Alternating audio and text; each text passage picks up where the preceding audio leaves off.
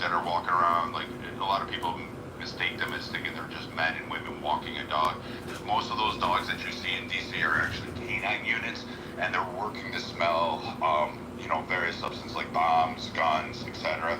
And these dogs just react. They walk by, they'll indicate, or they'll give a trigger, and then someone will call and say, "Hey, this guy, got targeted," and boom, they're down. So there just seems to be a very high presence of Capitol Police that are actually doing their job. But the DC Police, I mean, if you ride the subways in DC, which, it's a joke. It's literally not safe. I can't imagine having to work in DC and go, you have to ride a subway. I wouldn't, the blue line, is it, or the green line?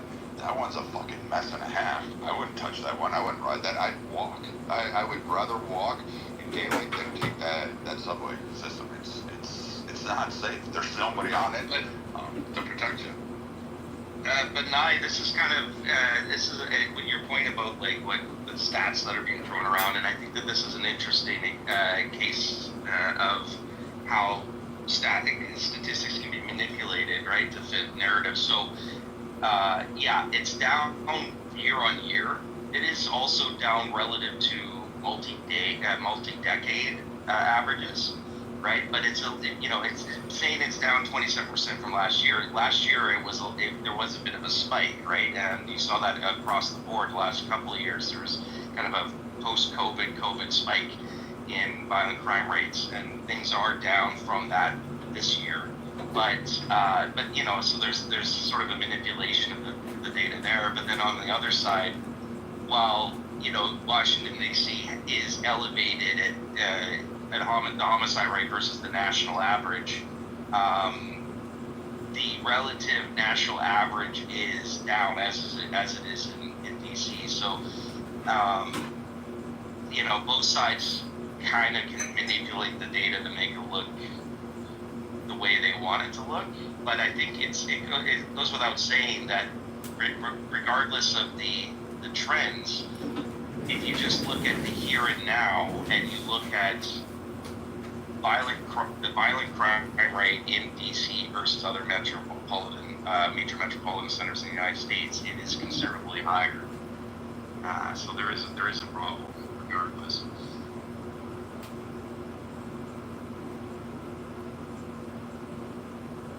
I mean, it's almost getting to the point too in certain parts where you're going to need a shit mat to avoid them on the sidewalk, because that actually happens down in DC. In case for those that don't know, like it's not like a whole fun trip when you have to like work there for a few weeks or a month at a time, and you start to see the real nitty gritty. I have multiple times throughout my life I've looked at moving to DC just because it is absolutely beautiful. I can't state that enough. Like, it is just mesmerizing and amazing, but there is that factor of massive crime. Like, it's such a concentrated area. I think that's the part that's missed. Is it's so concentrated that you don't have a way to escape it. So even small numbers have dire impacts on the populace there.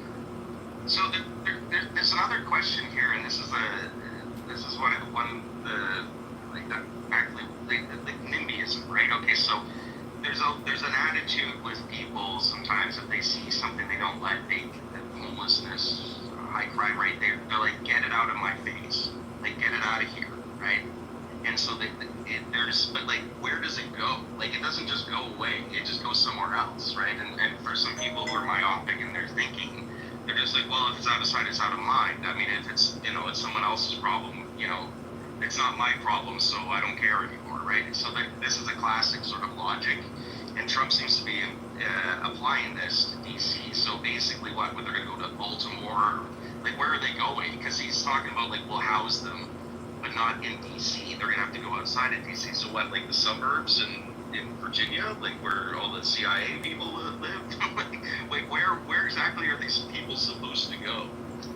And where are they going to build these, like, shanty towns or, homelessness buildings or whatever the hell it's planned? I don't even know what it is, but he's just, like, adamant they are not in DC anymore, but they don't just go away. They go somewhere else. And so what does that mean? This is what NIMBY NIMBYs. The NIMBYs never want to answer. They just care about what's important to them here and now. They don't care about the ramifications for others and the impacts of what they wish to have done and how that would just create. Because you're gonna have NIMBYs wherever they go to the next place, they're gonna have NIMBYs there, and so we're just gonna have this like a hobo kind of troop that just sort of like wander the northeast. Like, what's going on?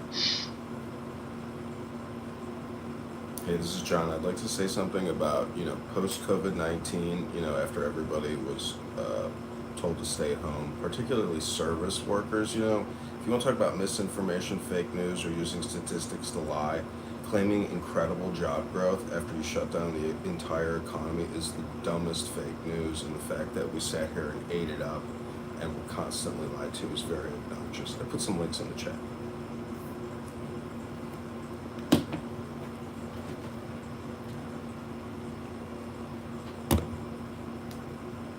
Adam, back to your point, and John, everybody knows that. Everybody knows that was false. But Adam, to your point, I don't think you can put shanty towns in DC. I'm trying to think where you would put that. Like, you don't want methadone clinics on every corner in DC. You don't want homeless shelters on every corner. Bethesda looks like more of a ghetto area, and that's in Maryland. But I mean, like a lot of the DC itself. I do think it's incumbent on states to say, hey, you receive federal dollars to help deal with your homeless programs. You receive massive amounts of money to deal with your drug policies, all from federal taxpayers. Like, it should be incumbent on the states to kind of solve this problem, and it shouldn't be on DC to build these institutes in an already concentrated city it's not very large. Look at the square miles of it. It's not a big city. It's not one of our biggest cities, at least land-wise. Okay, so then Baltimore. Okay, Baltimore then, right? Is that what's going to happen? Is this going to be Baltimore? Which is... Well, Baltimore's already a shit show, so Yeah, we've all seen The Wire. Okay, so, you know what? Delaware is a relatively... quaint place. So I guess Delaware, it's in the geographic vicinity. So you just so Delaware is less shit, so you bring more shit there. Is that's the plan. I don't know. Are you just incentivizing homelessness by making them move?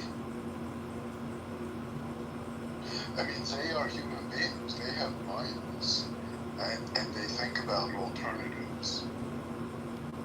I don't think this is the bootstraps. Okay, so maybe a percentage of them will link themselves up with the bootstraps, but a lot of them are not. They're just not going to.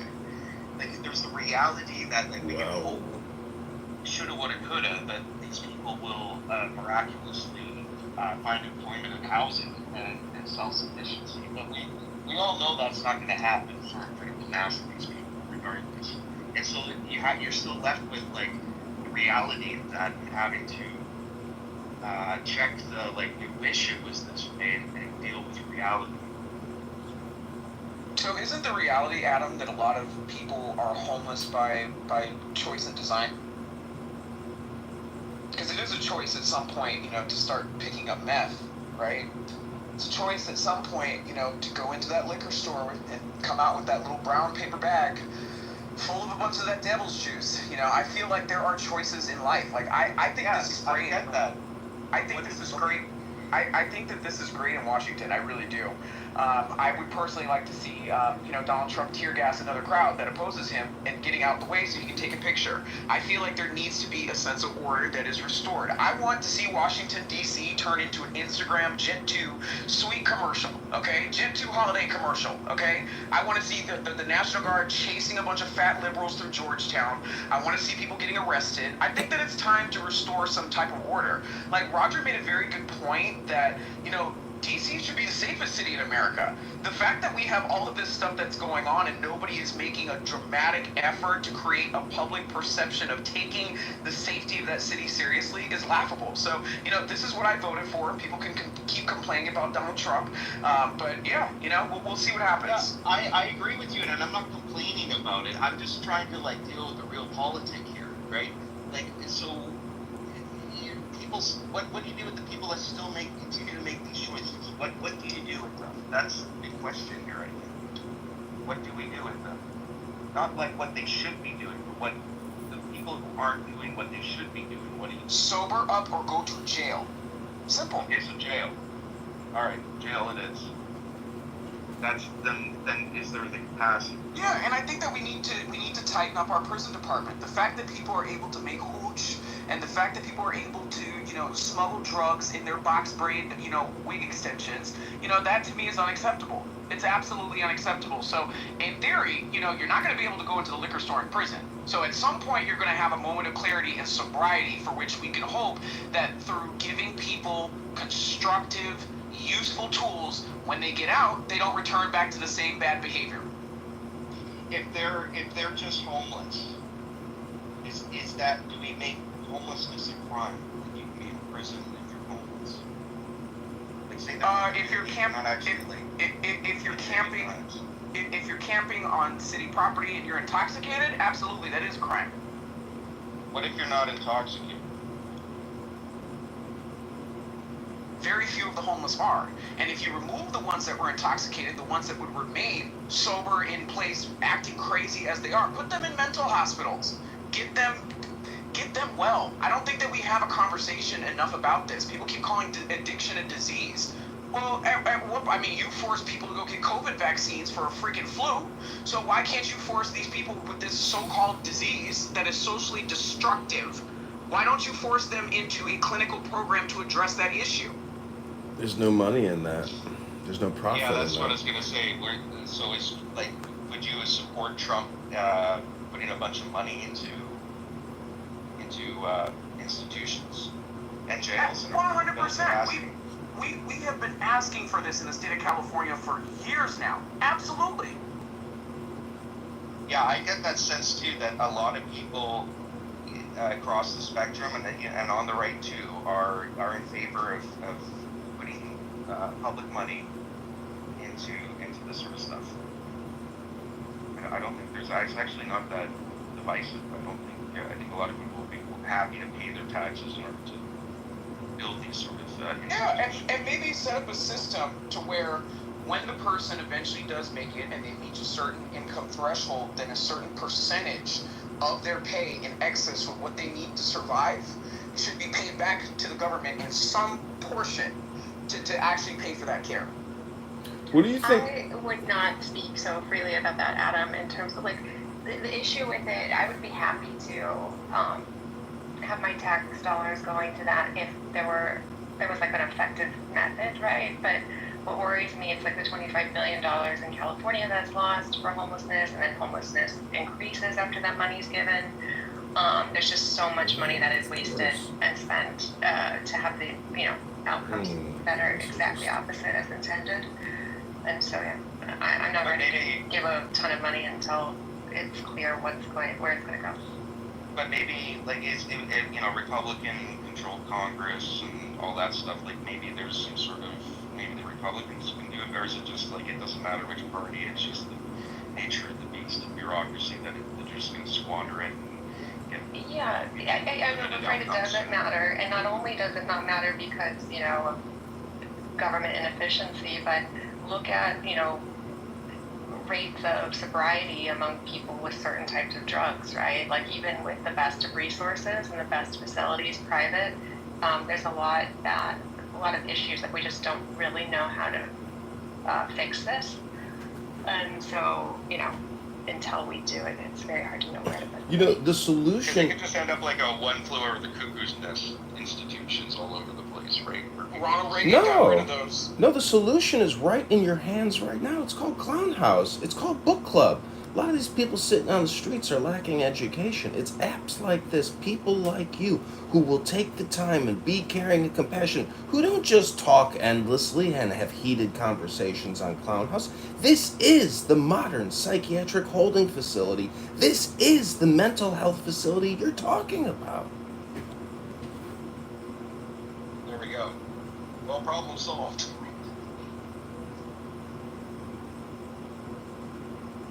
Yeah, I think there's there's no magic bullet here, right? So it's sort of What are you talking about? Clown House is the magic bullet. It's a mental health facility, a medical device technology corporation that gives you dopamine. What do you think all these depressed homeless people in the streets are doing? They're depressed. Yeah, but there are plenty of depressed people in America that don't allow themselves to go on tents on the sidewalk and harass people or walk around tourist destinations begging for money with tattered clothing to the point where inappropriate body parts are coming out in front of children. Like, there are plenty of people who are depressed that don't do that.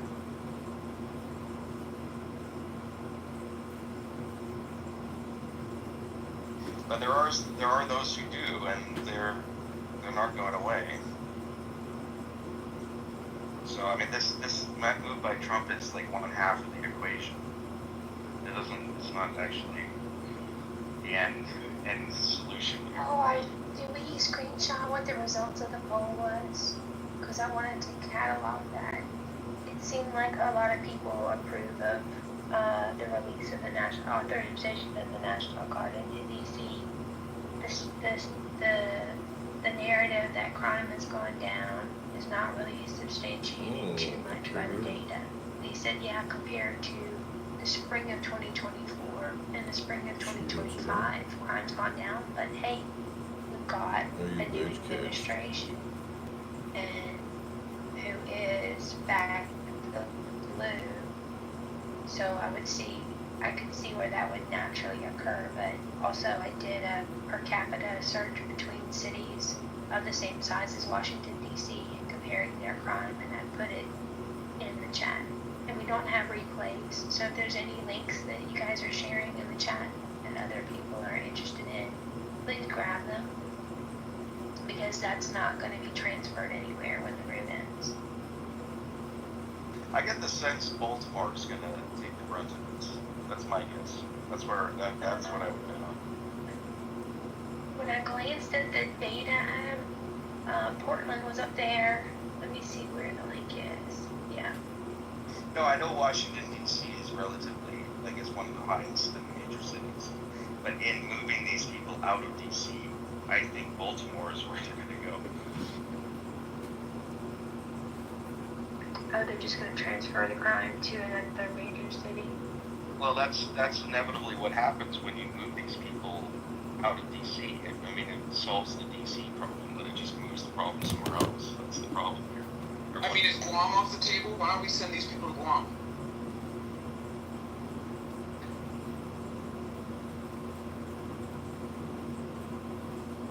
I'm just saying, there needs to be an incentive to not allow these people just to slip back into the rest of the mainstreams of the mainland American society until these people get sober.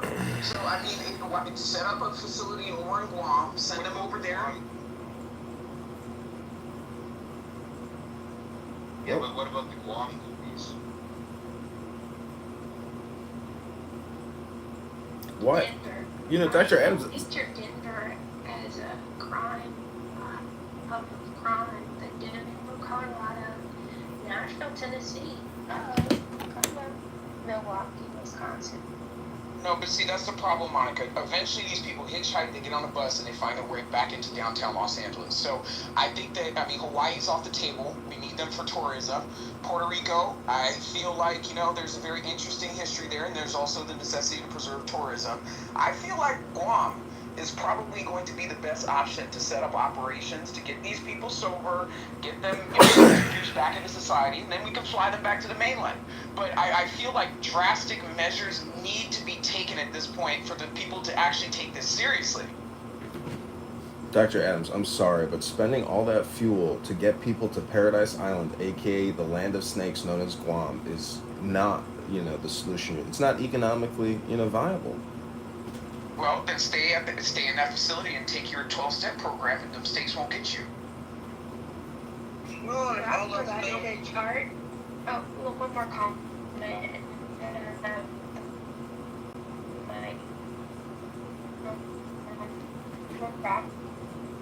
Provided a chart, and it said property crime.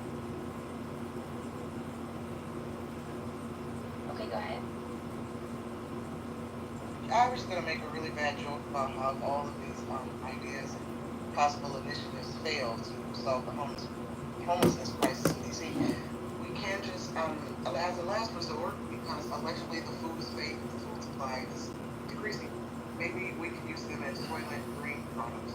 Exactly. What about bum fights, Adams? Media is a big business now. We could just do national bum fights around the country, issue licenses to independent contractors and startup entrepreneurs that want to do gladiatorial bum fights, and make that into a very popular YouTube channels across the whole country. That's a very fair point. People are already monetizing off of bum fights on social media.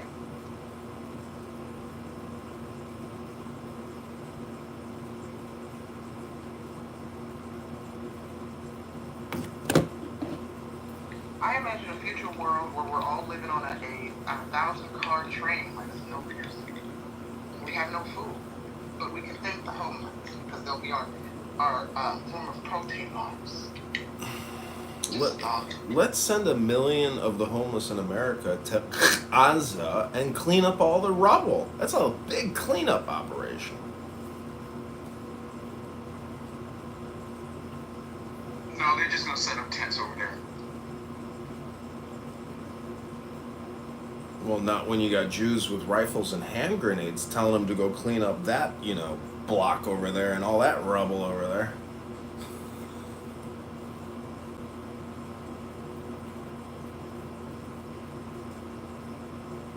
So I'm really looking forward to today, because today could be the first break in your Clubhouse multi-5-year experience where you will actually be asked to read a book.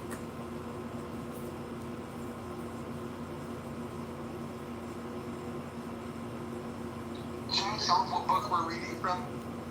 We're reading from the Tao Te Ching by Lao Tzu, the Book of Changes or the Great Way, a mystical wisdom book of Chinese political and philosophical theory. John, should we do that before or after the rational discussion group? It's your call. I mean, people are here 24 hours a day, 7 days a week. It really doesn't matter when you decide to ask people to start reading. I'm just wondering what might be a better time to do it. Should we read this before going into the rational discussion group, or do it after? It's up to you, because people are here till 5 in the morning, so it really doesn't make a difference to me in a 24-hour cycle where people are here all day long as if they don't have a job and they are homeless. It really doesn't make a difference when you decide to say, hey everybody, guess what? We're going to start reading a book. That's a good point. I say we do this because I don't think we're going to be reading long. I don't think there's going to be a lot of people that have the material in front of them to read. So in 5-minute intervals, I'm going to guess that we probably do about 20 minutes worth of reading today. Is that about right? I'd say so. I'll budget 30 minutes, and we'll do it the 30 minutes prior to the rational discussion group. That way, after the reading, everybody can be all worked up and educated, and they can head into the rational discussion group, where people like Bruce and Anson Burlingame will help us with an antidote to the critical thinking forum, where we will have chat open.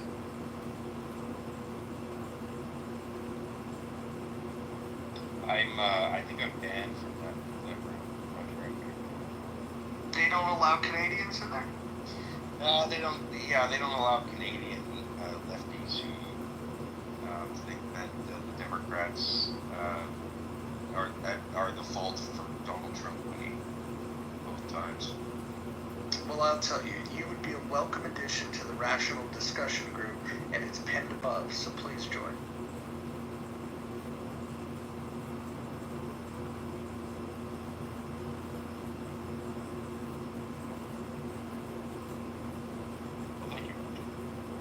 Has the National Guard started chasing anybody yet, Roger? I don't know. But Anson's here. Anson, you excited? We're going to talk about Trump in D.C. today. Oh yeah, and it's the first time I've ever done it, but I actually watched this whole press conference, and I learned a lot by watching it. But I'll talk about that in the other room.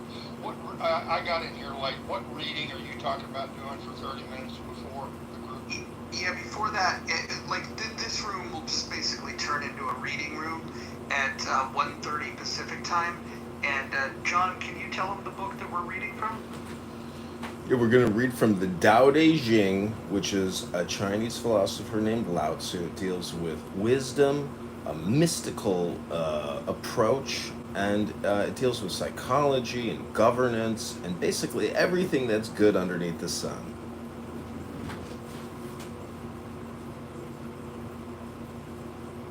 Okay, I don't have any objection to that as long as we do it before the rational discussion. Yeah, no, it'll be before that. It'll be a warm up. We're trying to do a thought experiment where we're trying to encourage people on Clubhouse to do something called reading. Yeah, John, I agree with that 100%. John, can you remind people of this invention that came around a long time ago called books? Can you talk about that? Yeah, prior to the advent of this medical device technology corporation known as Clown House, aka an automatic dopamine dispenser, people used to open what's called a BOOK, which is a book. It usually is a binded object with maybe sometimes hundreds of pieces of paper in it with printed letters, which are words which string together concepts. And inside these magic things called books, they are technically prior databases. These are storage retrieval devices where if you pick one up and you read it with comprehension and integrate it into your brain, you can become more intelligent and use that information to adapt to your circumstances to the environment. It's called a book. Yeah, we'll explore that a little further at 1:30 Pacific time, right here in this room, where we will open a book, we will read a book. We'll see how it goes. So the protests have started in DC. There's live streaming of, freedom, not fascism, kind of sit-ins and marches and stuff happening now. So it's the backlash has begun.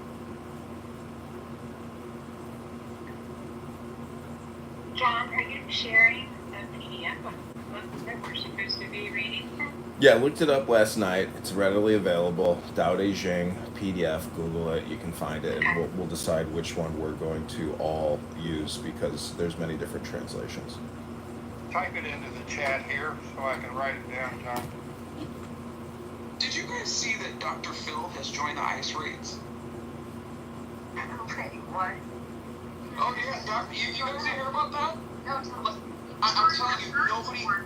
And I don't know if you've noticed this and why, but I almost feel like Dr. Phil, in the first time in his television career, is getting the least amount of press right now because people in Hollywood are so pissed off that he is going on ICE raids. He's filming on ICE raids. The dude is, he's talking to people. He's helping them set up. I'm telling you, Dr. Phil has joined the ICE raids.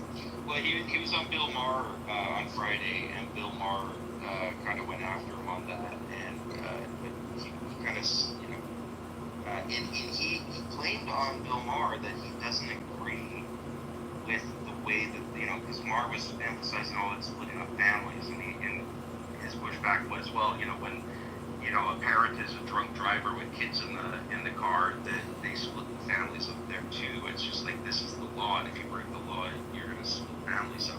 Now, he doesn't agree. He admitted that he doesn't agree with the policies.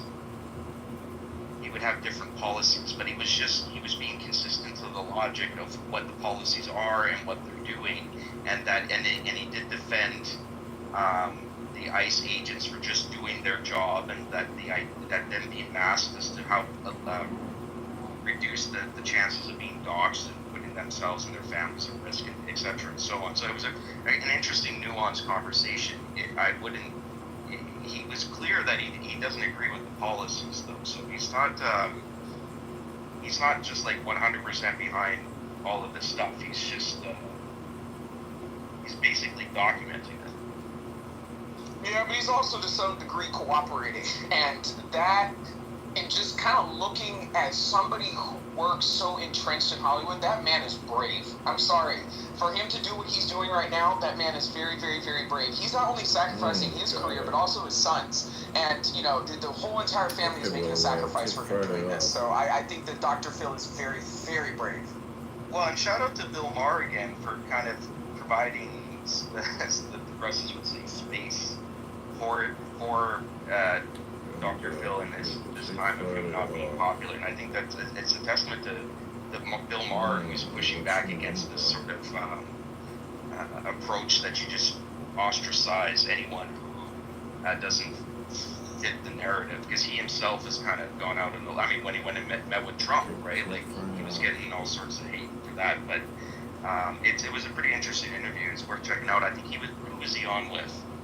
It was Dr. Phil and someone else. I can't. But see, Adam, we can't pretend like Dr. Phil was not speaking at Trump rallies. So when you talk about policy, let's refer back to some of the things that Dr. Phil has said. So, I mean, at the end of the day, I hear where you're coming from, but that man is definitely not playing it safe in Hollywood right now. A lot of his kids, well, both of his sons, are very much so dependent on that Hollywood check. And the fact that he is still standing 10. Hey, what's up, Anson? Are you trying to chat with me? Or was this a mistake? Can you hear me?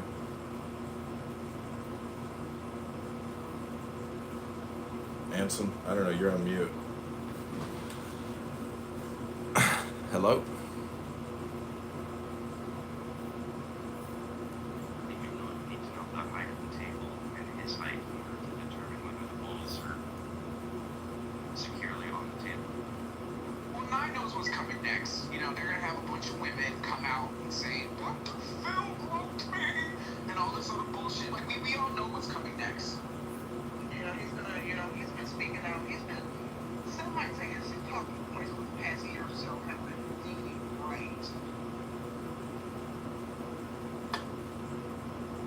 Anson. Good, there you are. How you doing, John? Hey, I'm good. How are you doing? I wanted to chat a little bit offline with you. In the first room we had, you introduced yourself as a congressman running for office and so forth. And I don't,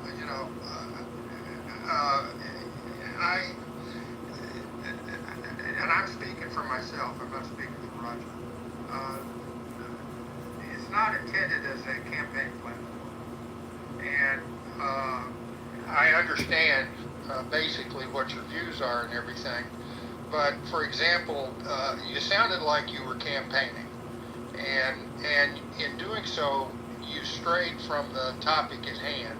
And you started talking a lot about national debt and all that. All good topics, and I all understand that as a campaign platform. But I hope we can stay on topic and forget the broader subjects to the extent possible and stay focused on the topic at hand.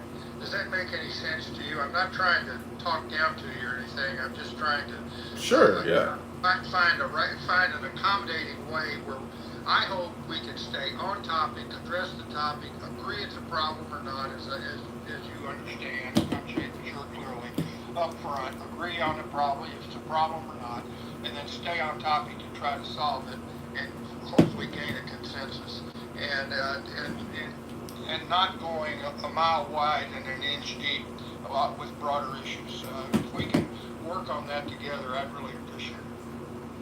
Yeah, sure. I have a tendency to always go back to $37 trillion. So do I, and I really like to get to the basics. And of course, the basics are really broader than the specific topic at hand. But I really, because the basic principles, if you will, have to be the foundation for the solution to the problem that anybody's going to propose.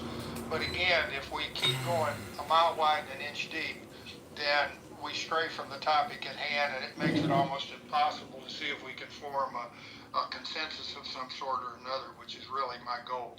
I would be willing to bet that the topic of Gary Baumgarten's room and thus rational discussion will be this National Guard deployment in D.C. Oh, I'm sure it will. Oh, I'm sure it will be. There's no doubt about that, without even trying. I mean, Gary's going to go after that, and we all know what the position in that room is going to be. And you already heard me speak, I think, where I'm opposed to the use of military forces for law enforcement. But you'll see a modification of that position as well today. But I'm not trying to get out in front of the room. But there's no doubt in my mind that I hope we get some strong lefties in there. Get one of those protesters on the streets in D.C. that somebody just posted a YouTube of, and let her rip in the rational thinking room, and see if we can find some consensus. But anyway. Thanks for Okay, sounds good. listening.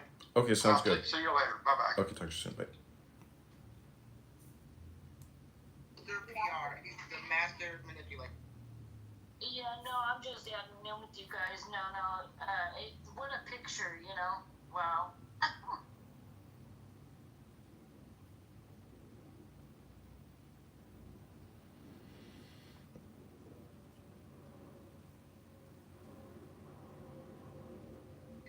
Press conference, I'm sure one of the questions, because it looks like it went on for like an hour and 30 minutes.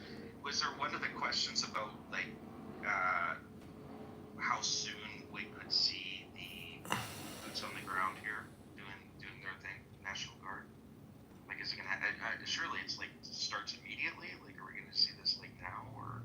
Well, he's taking control of the Capitol Police, and so his integration can roll out. There will be states that say he can take National Guard and use other. And then you have people don't remember this, but Nancy Pelosi. This is really ridiculous. She championed for an increase in Capitol Police spending post January 6th, including to building a in California, which I'm unsure why the Capitol Police needed a headquarters in California. But she also expanded federal aid, money, recruitment, et cetera, because it was woefully underfunded, which I can agree. Some of the shit that they were given was like bullshit, according to the IG reports. But it just, now there's a massive wave of Capitol Police in D.C. and services, and the integration of the National Guard, like I said, it's going to be more of like a protection area. Like, are you going to commit fuck shit? Are you going to try to carjack somebody with a National Guard soldier sitting there watching you? Like, you're not going to get far. You're not going to get away with it, and that's pretty much what they're looking to stop. And unfortunately, this is the day and age in which we live. I should probably save this for our room this afternoon, but is anybody familiar with the Posse Comitatus Act? Like, is because maybe DC's not a state, I don't know, is this going to be problematic for what he's trying to do? Because doesn't that kind of like prevent military forces from intervening and civil law enforcement authorities? Nobody? Anybody? So the act doesn't apply to the National Guard. That's where it does if it's federalized. It doesn't if it's not federalized, but it does. And they indicated in that article that it's federalized because it's going to be in conjunction with the FBI and other agencies as well. I mean, so like, yeah, you're right. When it's federalized, yes, it can apply. However, there's ways to, we'll just say, like it's a short story. The Insurrection Act gives policies and opens up areas for the presidents to utilize it. Biden most notoriously used this same measure, but nobody on the left was screaming Posse Comitatus. They weren't going and saying, "Oh, we shouldn't have 25,000 troops in D.C." So the National Guard in D.C., I'm hesitant with it, but it's the National Guard. If Trump was sending in, let's say, I don't know, the 75th Regiment of the Army, then I would be more concerned. But we utilize the National Guard all the fucking time across the world. And times they're federalized and you don't even know it, such as hurricane relief. Like, we utilize these things in a massive way, and yet people are just kind of like, oh no, he's just doing it to take over control of the country. And it's like, you do realize we do this shit all the time. The Coast Guard can fall under federal interdictions and utilized to clean up oil spills. That happens, but nobody complains about it then. Yeah, well, and the thing of it is too, like I'm wondering, I mean, because DC is not technically a state either, and the whole point in that was to, I think, to prevent impingement on states' rights to govern their law and so forth.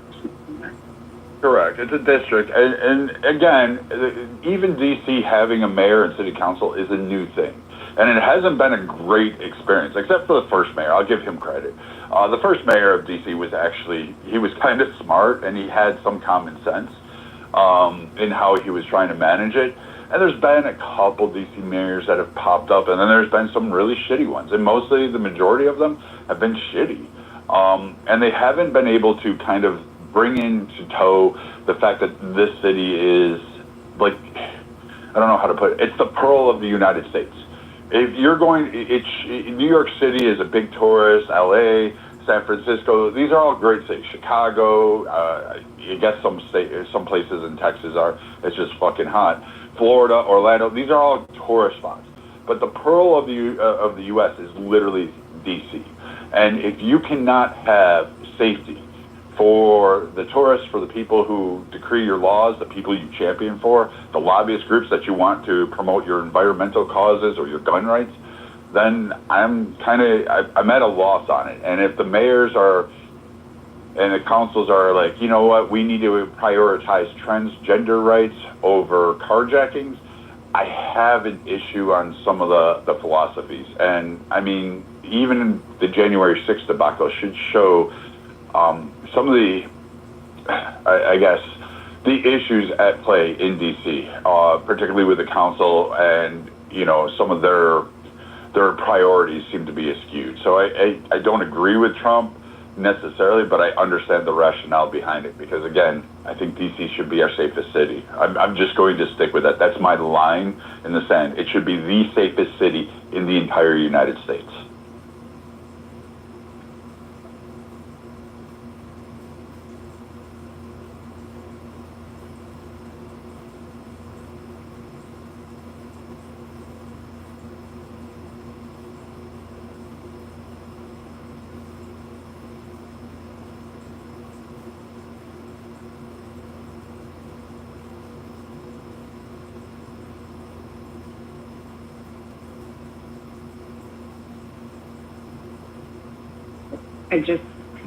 I want to be mindful too. So, like even before Biden, we've instituted military personnel into DC multiple times throughout its history, and it's just I often get confused because when I hear the rhetoric, because even like you look at the Democrats' platform, like post January 6th. We need to have an expansive police force. We need to make sure that there's no more, attacks on the Capitol building by these far right-wing groups. You had it all draped. You had soldiers with air. Even post 9/11, we had soldiers almost on every rooftop throughout D.C., at every entranceway, armed. D.C. in itself is where collectively we go to get a sense of our country's origins, to see where it's going and for the future, to hopefully realize the past and some of the great achievements and some of the low points of it. And it has a lot of opportunities to do so. I don't understand why we have politicians in like the city council wanting to prioritize shit that is just virtue signaling instead of like, hey, I want cops to target carjackers. That's not a tough priority. Like, we want to arrest these people. 200 and plus murders in a year. I want those homicides solved. I want to find out. I want to know that our citizens and people can walk these streets at night safely. We got a new poll up.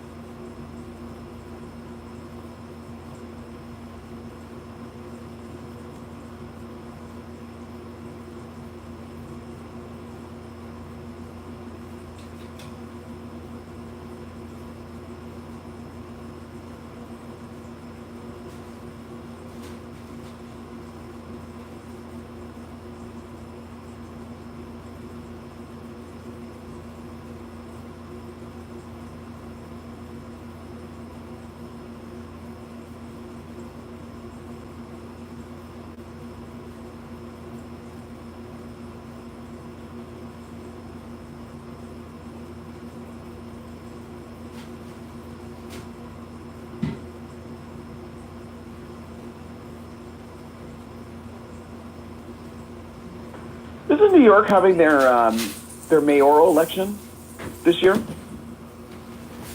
Yeah, they just Yeah, the primaries, right? yeah, they narrowed down their candidates, and the front runner is the commie.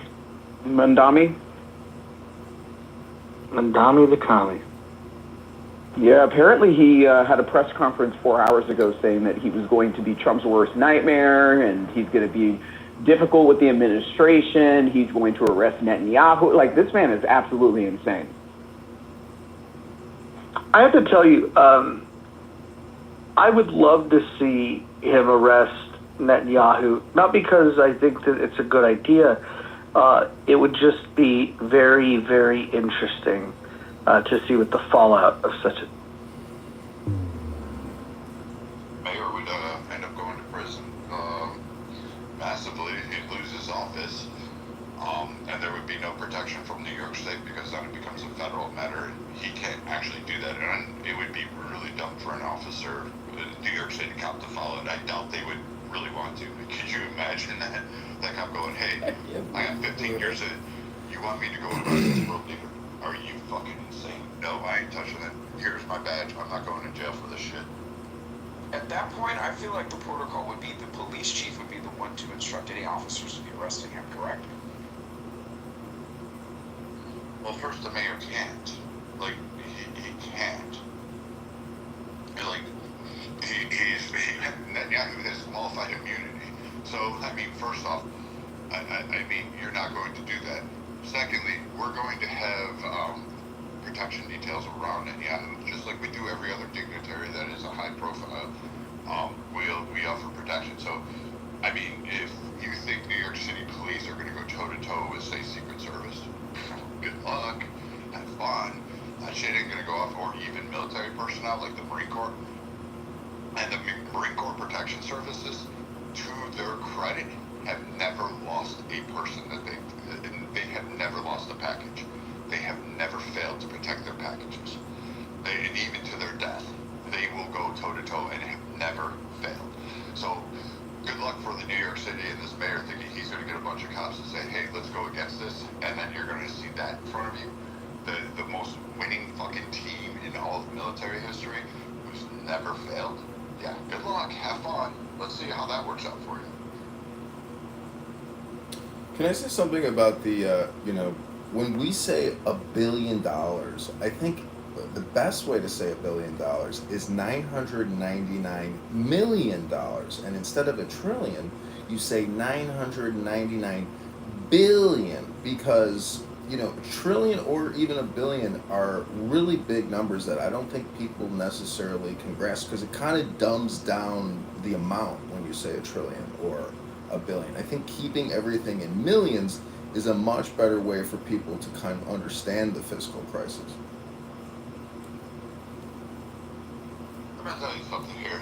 Screaming about the debt is never going to solve anything. You'll never get people to listen. No one fucking cares. Like, the general population of America just does not fucking care whatsoever. They really don't give a damn. They don't care if it's a trillion, billions, gazillions. You could add 40 fucking zeros after whatever number you want to put up, and they're going to just look at you like, yeah, and that's a problem. Now, if you wanted to address saying, hey, we need to tackle Social Security, we need to stop it, because not only is it an endless toilet bowl that just sucks money out and doesn't replenish it, then you have to look at the system and the problem that you have with the people.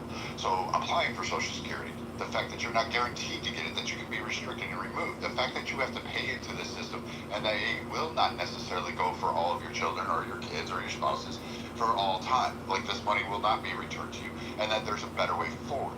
So before you go crying, which you do a lot of, John, you just cry about the debt and you just think people, like, somehow you won't have that. People don't give a fuck. The rest of America is living in debt. They all recognize it.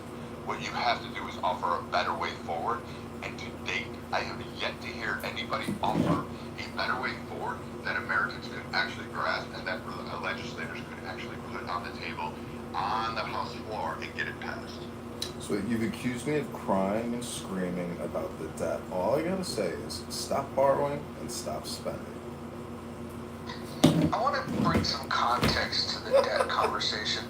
Is anyone want to take a guess on what duration a million seconds would cover? Anybody have a guess on how much time a million, 1 million seconds is? Any guesses? All right, I'll tell you. A million seconds is 11 days, 13 hours, and 46 minutes. Anyone want to guess what a billion seconds is? Anyone? A year. No, a billion seconds is 32 years. I don't know if that's a surprising number to you, but how about a trillion? Anyone want to guess what a trillion seconds is?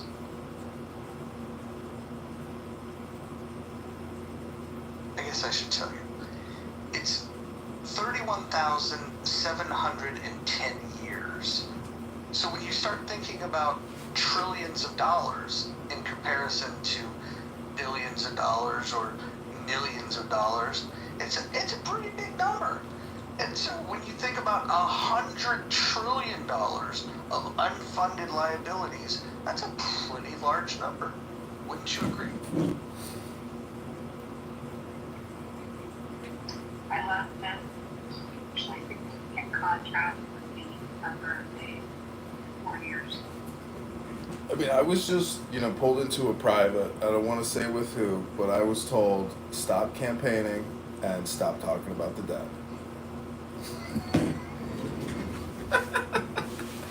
Good advice. Well, you see, when people tell me not to do something, guess what opposite effect that has? Of course. You should keep going, John. You're gonna win. You're gonna win, John. Keep going. Don't give up. If that's the psychology, then shouldn't we tell people not to read books? No. Do not come and read this book. No. I mean, reading books, if you suffer from depression or if you suffer from stupidity or you suffer from lack of income, therapeutically speaking, I've been to many psychologists and I've had a lot of fat lesbos write down notes. I've had them give me little 3-sheeters. Some of them are good, some of them are bad. The thing that has helped me most in life are these amazing external hard drives called books. Let's just make it all, we all have a goals, okay? You know what might be a fun book to read? We might even get Bima to turn a page of a book. If we were to go and look up some classic Murray Rothbard or maybe even Lysander Spooner, we might be able to get Bima to join a stage and do a thing called reading books.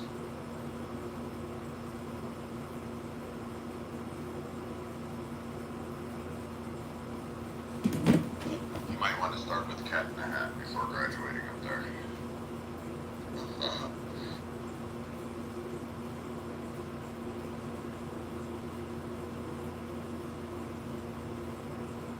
Remember when we were kids and they had that little cartoon explaining what a bill was? Not just a bill. Schoolhouse Rock. Oh, yeah, I remember that. I would love for Bima to do a commercial about what is anarchy and explain it very simply to children in a cartoon format. And we can play it on Saturday mornings. I think that would be amazing. I think that should be the last person to explain anarchy to children.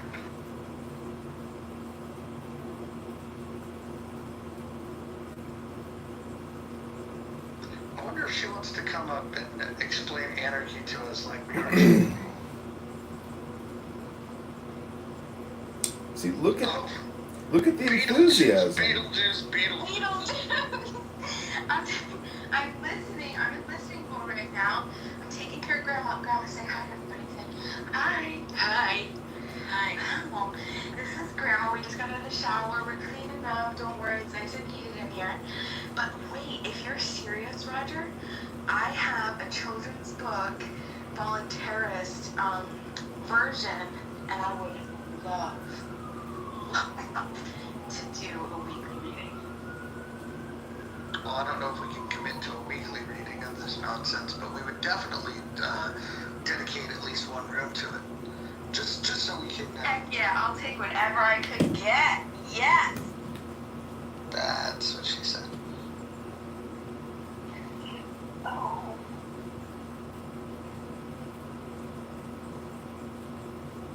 I tried to put it in the chat, but the best way to describe $100 trillion is 99 trillion, 999 billion, 999 million. Do you think that this problem's going to get easier when we start counting quadrillions? I think that's like the total global wealth. It's like a couple quadrillion. And if you go to usdebtclock.org, one of the numbers is hidden assets, which is at over 200 trillion. So, to say that the country is broke when we could actually, the federal government could liquidate assets, in terms of like maybe $1 trillion. I mean, do you know how difficult it is to actually liquidate and sell $1 trillion worth of U.S. assets? And that would only pay off 1/37 of the funded liabilities. Don't you have to have a buyer? Oh, buyers will come out. Believe me, there's enough buyers out there. And you know this how? At 1 trillion, 100%. There's In its entirety. You know that globally, there is yeah, a market for $1 trillion in U.S. property. 100%. 100 trillion. No, not 100 trillion, but $1 trillion. They could liquidate and sell $1 trillion worth of U.S. assets within probably 6 months. You guys think it's weird that when you put a house up for sale in the U.S., you have like Chinese people that literally climb out from underneath the wood pile with like cash in hand? Like, where did all that cash come from? 100%. It came from us, and it came from them. It came from the central banks.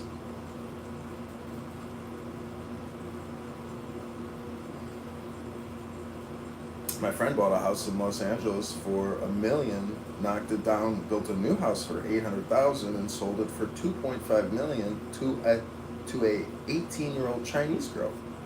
Where did she get $2.5 million? Was it her parents in the Chinese Communist Party that gave her the cash to park it overseas because they themselves are afraid of some kind of asset seizure or forfeiture? I don't think that you're really fully admitting how much cheap Chinese shit that people purchase in America, whether it's intentionally or unintentionally. So, I mean, could we maybe perhaps start there? Adam, how much Chinese stuff do you think is in John's PTR alone? Oh, the whole thing. No, just the hat, With the the flags, exception of the MAGA the hat. shirts. With the exception, if that's an authentic MAGA hat that was purchased, No, from it's the a China. Donald Trump website, then yes, that's definitely American made. But if it's one of those that, you find just like at the swap meet down in, places around middle America, no, that's definitely Chinese. It's made in China. John, you should do on your YouTube, just go around the room and figure out where all this stuff is made. And then maybe do an auction, see if you can sell the cheap Chinese shit. Well, I have noticed that the quality of products has gone down over the years through Amazon and eBay because all of this mass-produced Chinese shit, in China in the factories, they eventually say, you know what, we could make this even dumber, simpler, and less costly to us. Let's downgrade the quality of this shit even more because the Americans will just keep buying it regardless.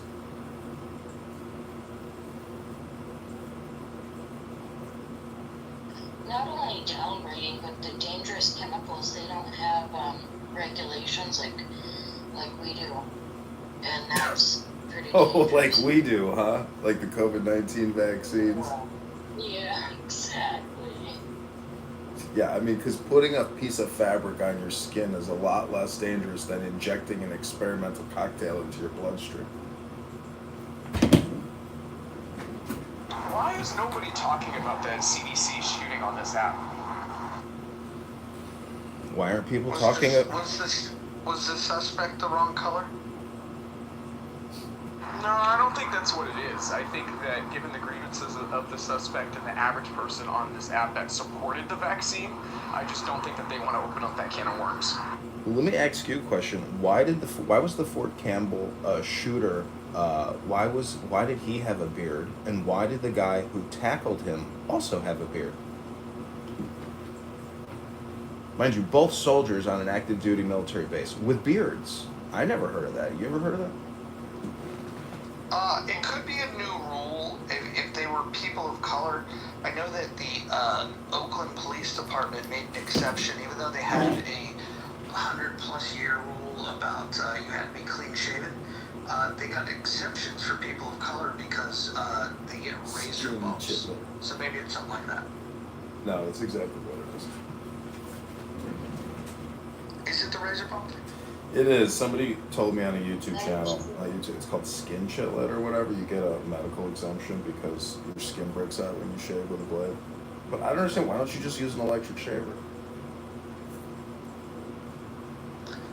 Look, there are clean-shaven black men that don't have razor bumps.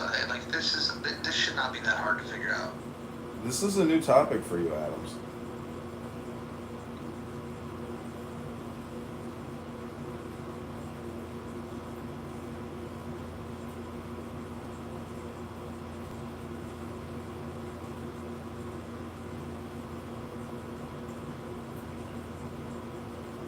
Okay, maybe we talk a little bit about the debt issue. English only. It's rule number 10.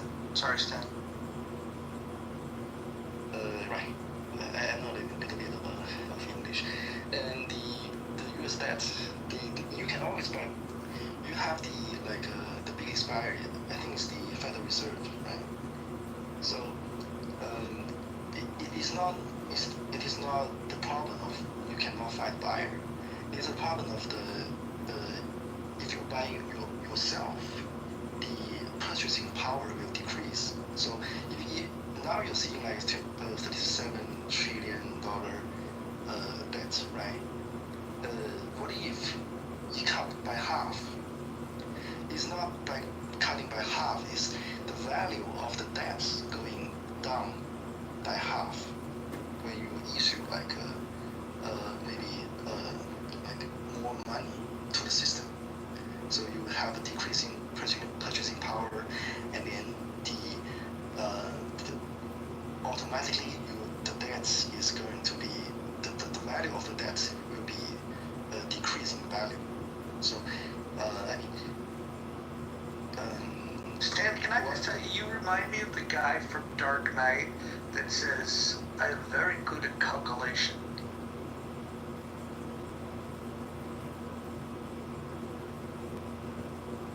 What was that supposed to mean? I don't know. Have you ever seen The Dark Knight? Yeah. Do you remember the you mean get burned on the couch? Do you remember the Asian guy? Yeah, and the stereotype about how Asians are supposed to be good at math. Do you remember that? Yeah, the accountant. Yeah. He said, I'm very good at calculation. It was probably the most racist thing ever said in the movie.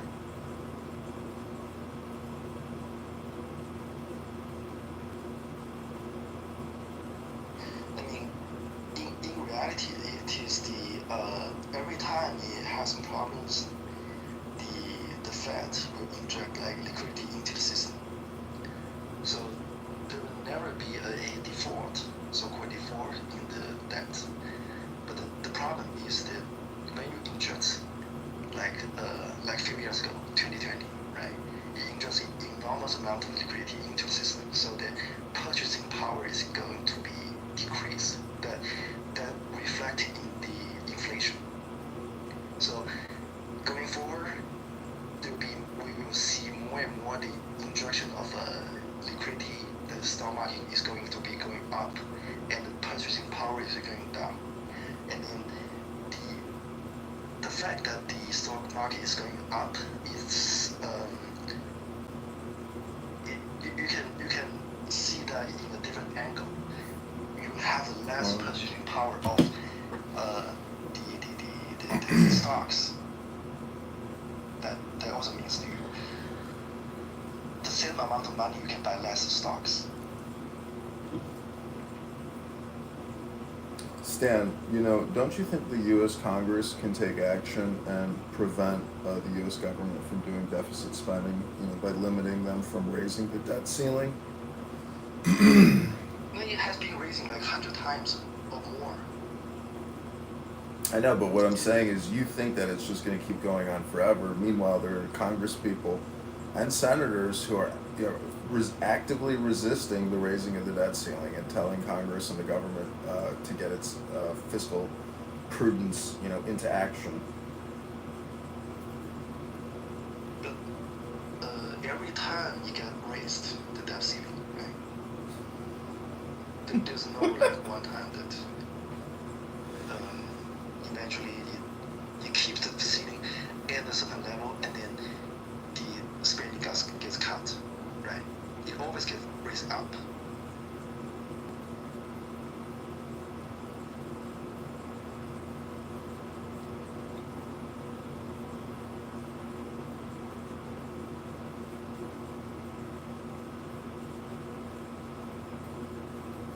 So, Wow. Stan, are you going to stick around for the book reading that we're going to do today? We're going to read Chinese philosophy in here. Is that something that might interest you? Wow. Okay. Well, how was that book? What's the name of the book? John, tell me. The Tao Te Ching, or the Book of Changes, or the Great Way by Lao Tzu.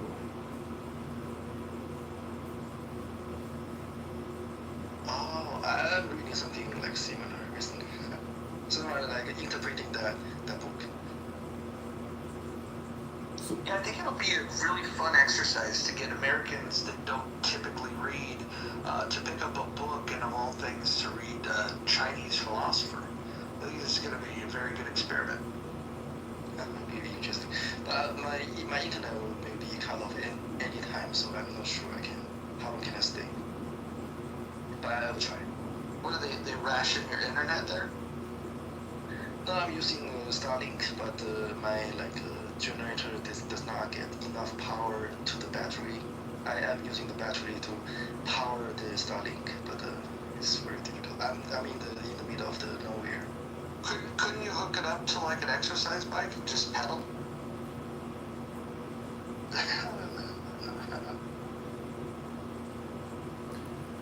Stan, what do you think about, if you look at the foreign holders of U.S. debt, like China at, I think it's 2 trillion or 1.6 trillion, something like that. Like, at what point, when the U.S. debt gets to 50 trillion, does some politician, whether it's a president, says, you know what, the Chinese are doing currency manipulation, and you know what we're going to do? We are going to dissolve the debt that they claim they owe us because they're stealing it in the back end from us. So, at what point does global investors, aka other countries and other major banking institutions, start losing faith and confidence in the United States because they feel that their investments are essentially being stolen by runaway, rampant inflationary spending? If you look at the holdings of all central banks, the trend is going down. The trend of holding US debts is going down, even though the interest is very high, like around 5%, 4%, 8%. But especially China, it stopped. The top of the holding, I think, is around like 2014 or something. The Chinese leaders be aware of the problem you mentioned, like almost 10 years ago. So they switched the spending from buying the debts into one Belt One Road initiative. So spending their strategy is to spending those US dollars into projects all over the world, and then the proceeds, right? The proceeds from these projects will go in line with the inflation. So they own all these projects, all these companies. They pay the payments will be the bonuses will be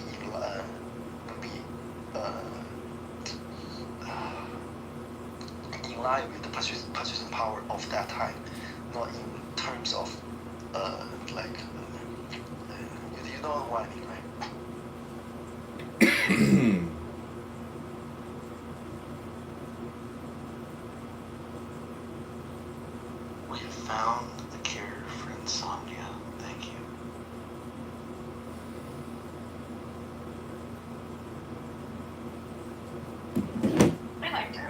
changes more. Stan, what would a Shiba Inu do if the Shiba Inu was the president of the United States? What would a Shiba Inu do for its people? You will do the same as current president. You will listen to the lobbying groups, to the Jews. The Jews? I mean, you will listen to these lobbying groups, follow whatever the order is. Oh, I see. It would just want to go out, take a poop, have its poop picked up, get its meal, get a cozy little bed, and, just dream of other little cute Shiba Inus instead of taking orders from the Jews. Maybe, I have no idea.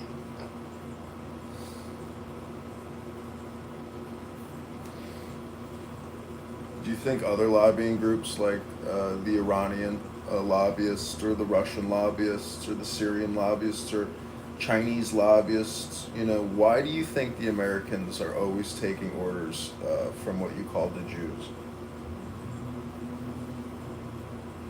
I'm not sure. The Jew is a joke. Actually, I'm sorry, but I mean, the lobbying groups are real. I read the book, like the call. How to, I don't know how to pronounce the KOCH, the coach, Cochran,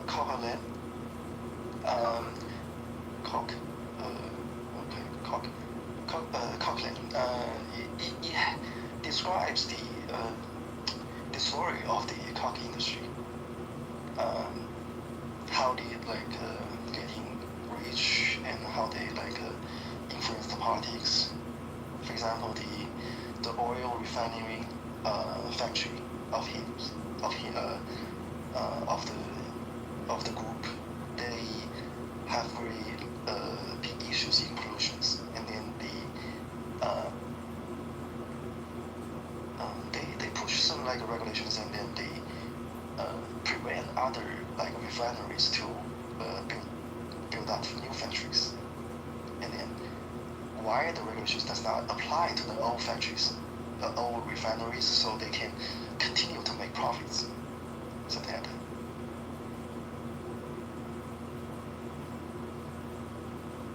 So very interesting, very interesting book, how these big corporations influence the politics.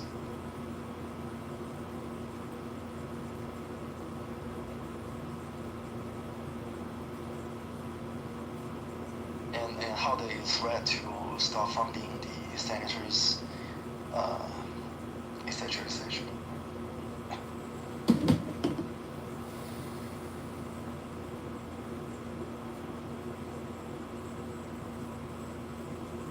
So Stan, I asked Grok the other day, what would be 10 ways to essentially increase revenue and pay down the debt? What do you think AI told me? I heard the first one, the harvesting of the outer space minerals. I don't think that's feasible.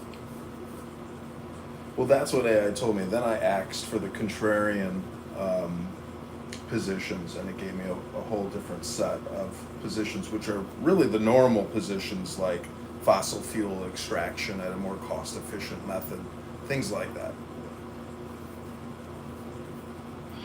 Okay, interesting.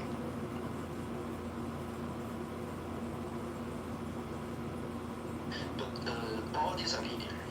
I mean, these are linear solutions, but the debt is exponential. It grows in an exponential way. So you cannot solve a exponential growth problem with a linear growth problem. Got it. Solution. I think Einstein is quoted as saying the greatest scientific revelation of all time is compound interest. Right.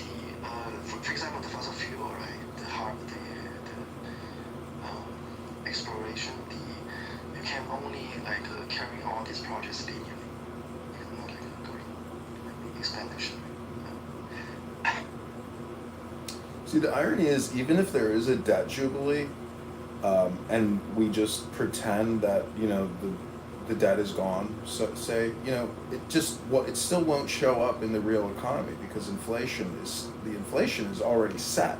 So I mean, you can call it a debt jubilee, but in reality, all you're doing is just deleting words. You're not actually deleting the financial landscape of 330 million Americans and how all the previous spending is reflected in that population.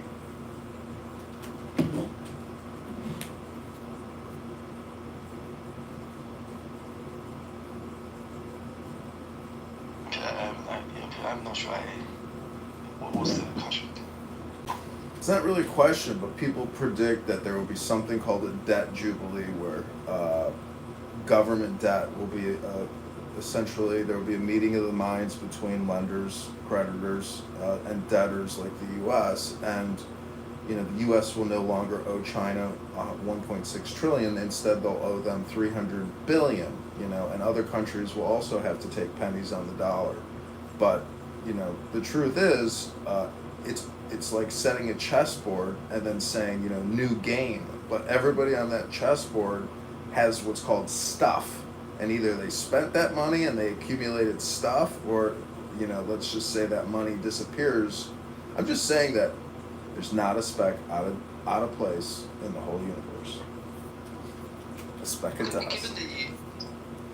Given the ownership percentage from China, it's not worthy to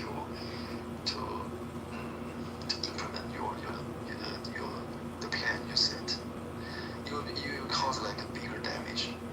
The return, the reward of that plan is not worthy, given the percentage of China.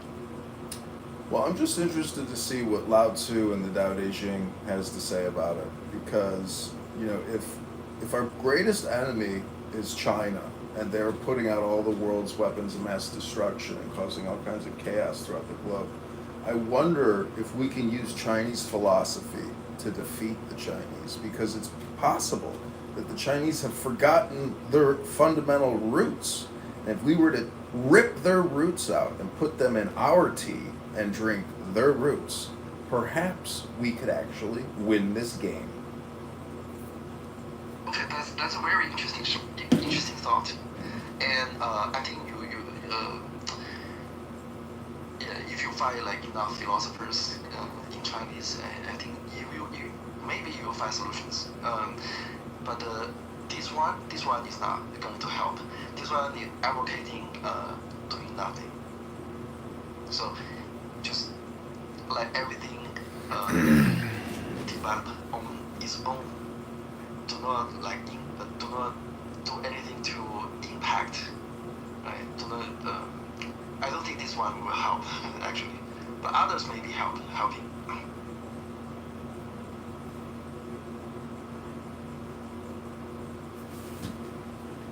Well, it's my belief that books are programs, scripts you might call them, and we the hardware. And when you run the software through the hardware, if it's a really good program, perhaps there could be some economic gains as a result of running these extremely advanced AI software programs called books.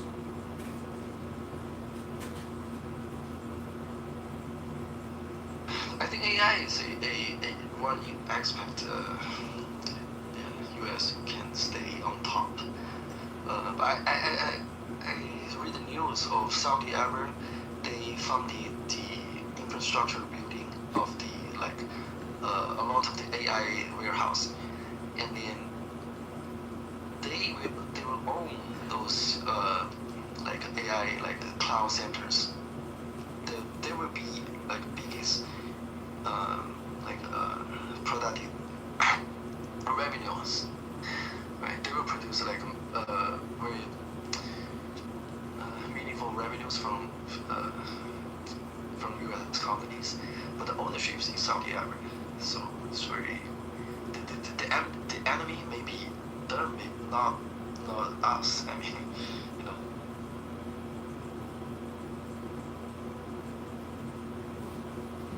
No, I don't think China's the enemy. I think that we are our own worst enemy, and then China might be a close second.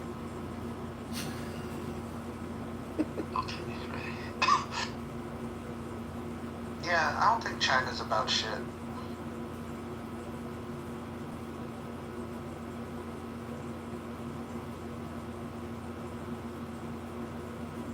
They're not very innovative.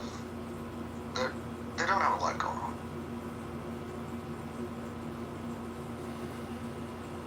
Plus, their population is about to collapse.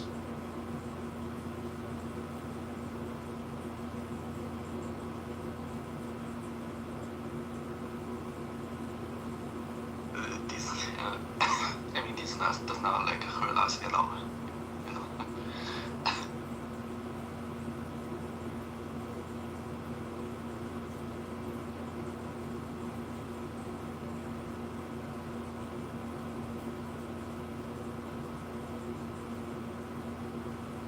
Stan, I'm going to predict that in the next 100 years, China's influence is on the world stage is going to be less than what it is today.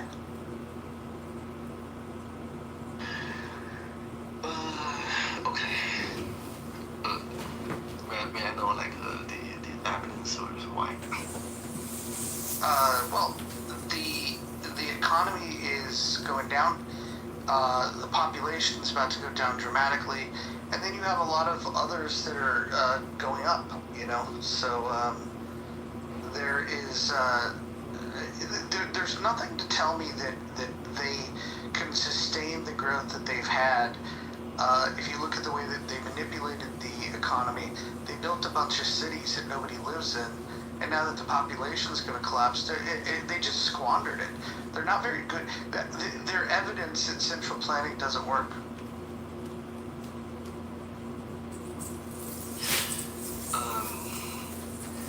Yeah, the book I read, right, the Cochlear, it's called the founder. He also says that the planning does not work, but he plans his corporations anyways. So a lot of economic theories, right? If you look at the basic assumptions, they're all false. I mean, they're not false when they created. They're false in current time. For example, why planning does not work, right? The assumptions are you cannot know like every aspect of the economy. That's called the knowledge problem. But that's the in economics we call that the knowledge problem. Oh, okay. I don't know the term, but yeah, thank you. But right now, you have a lot of the helpers help you to monitor all these things. You have the tags, you have the cameras, you have. Have you ever heard of the economic calculation problem? No, I don't know. You should look it up. I'm sure there's translations in Chinese.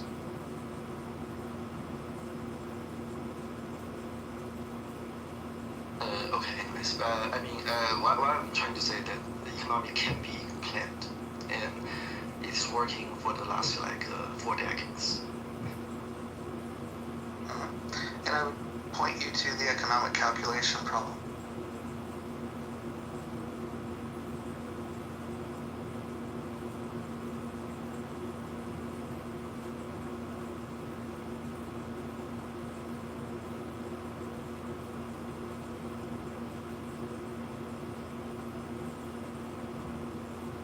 Oh, good question from Bima in the chat. She's asking, when are we doing the reading?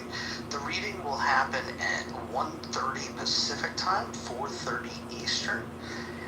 It'll be a half-hour room where we will read, and we will read out loud.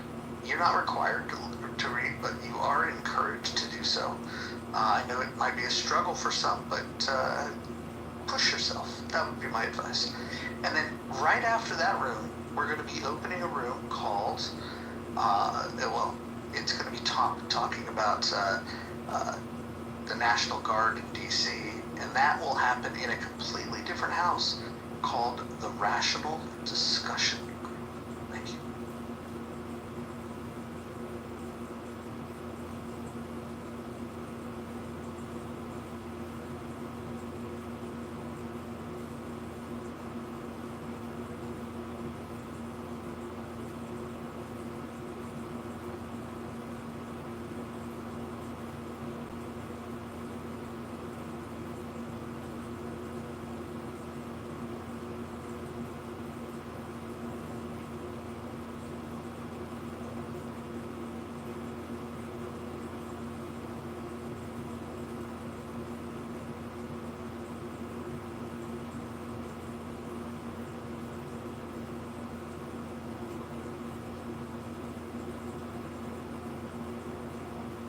Guys, I'm gonna take a quick nap. I'll be back in time for the reading. You guys keep the room open if you like, and I'll be back in a bit. Bye.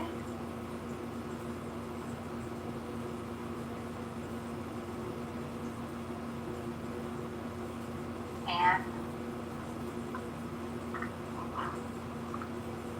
are you there?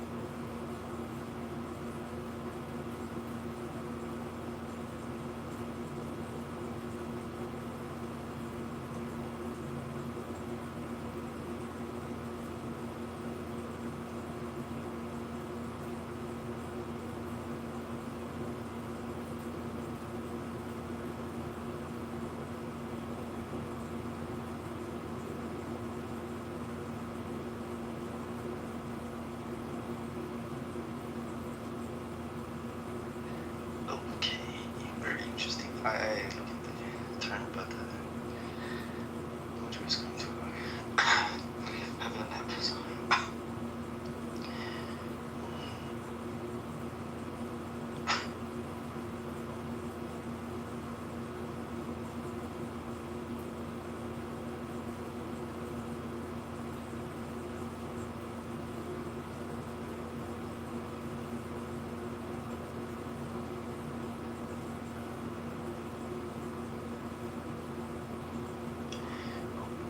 This world, thank you.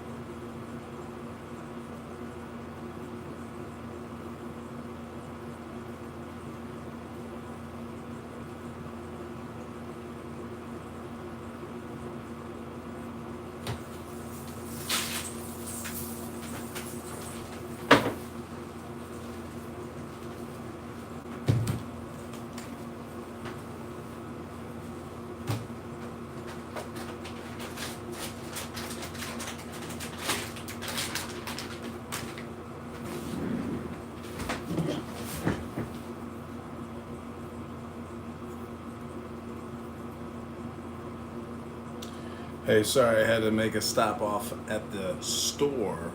Are we still reading a book today?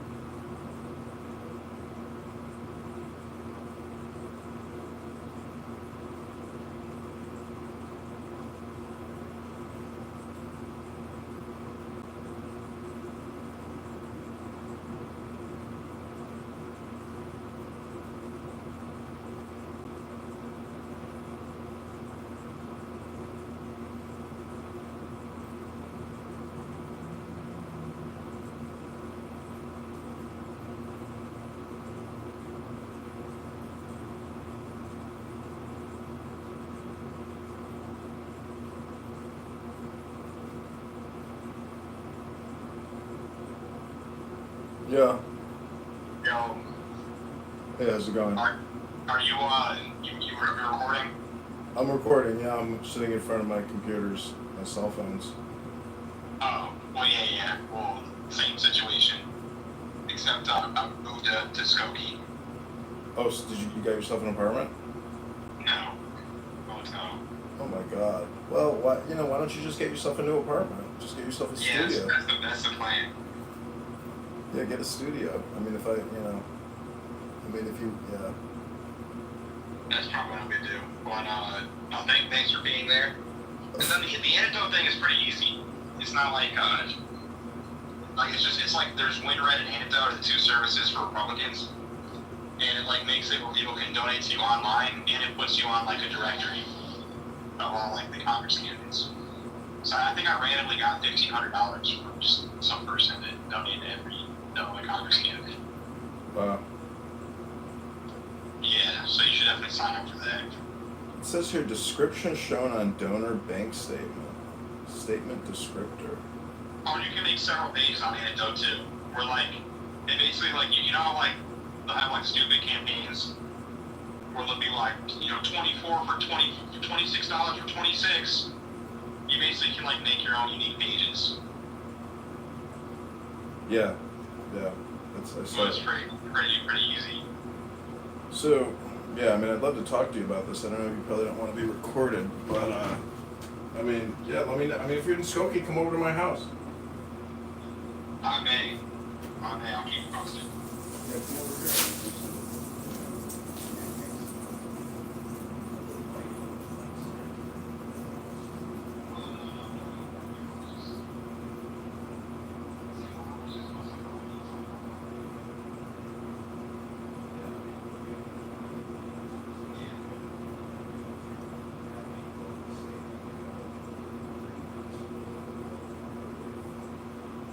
I think so.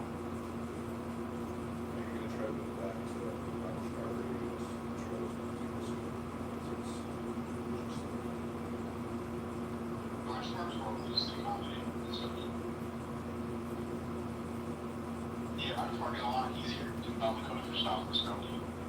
It's just a nicer hotel Yeah. and like the same price. Safer in Skokie too, you know. FYI, Rogers Park is, you know. I Well, know. West Rogers Park is fine. East is a shithole and dangerous. Yeah. Yeah, that's true. The West, I get no problems. And Skokie also has parts that are bad. Yeah, well, I mean. It's got nice.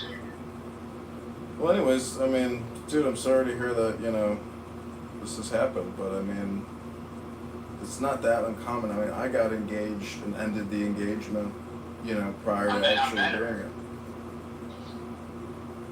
Huh? Didn't I talk on the phone with her? The girl that I was engaged to 10 years ago? Yeah. No. Why would you talk to her? I was on a three-way phone call with you and some girl that you said that you were engaged Oh, to. no. I was never engaged to that chick. No. That's just a chick from Birthright. No, you said you guys got married.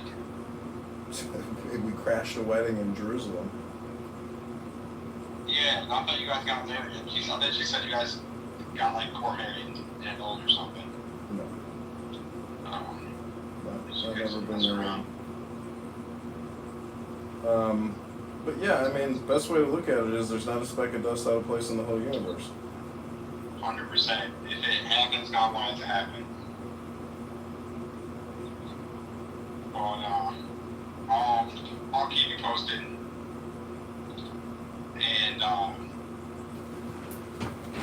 And I think Aaron's running for governor legit now.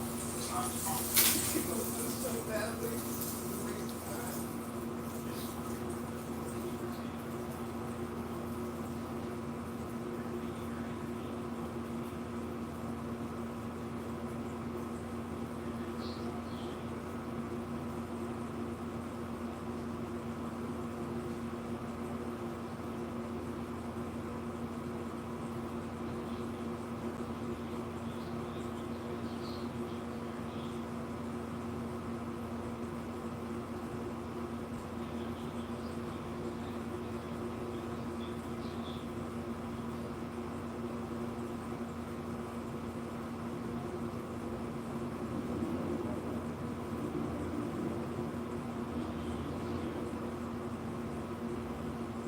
What's up, man?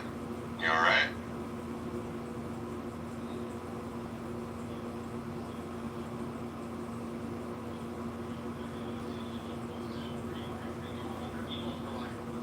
They just go straight for the jugular on like the smallest things. They don't even matter that much. I like his responses. People are like, he's such a bitch. He won't, you know, respond to anything. It's like, he says, you know, schedule time.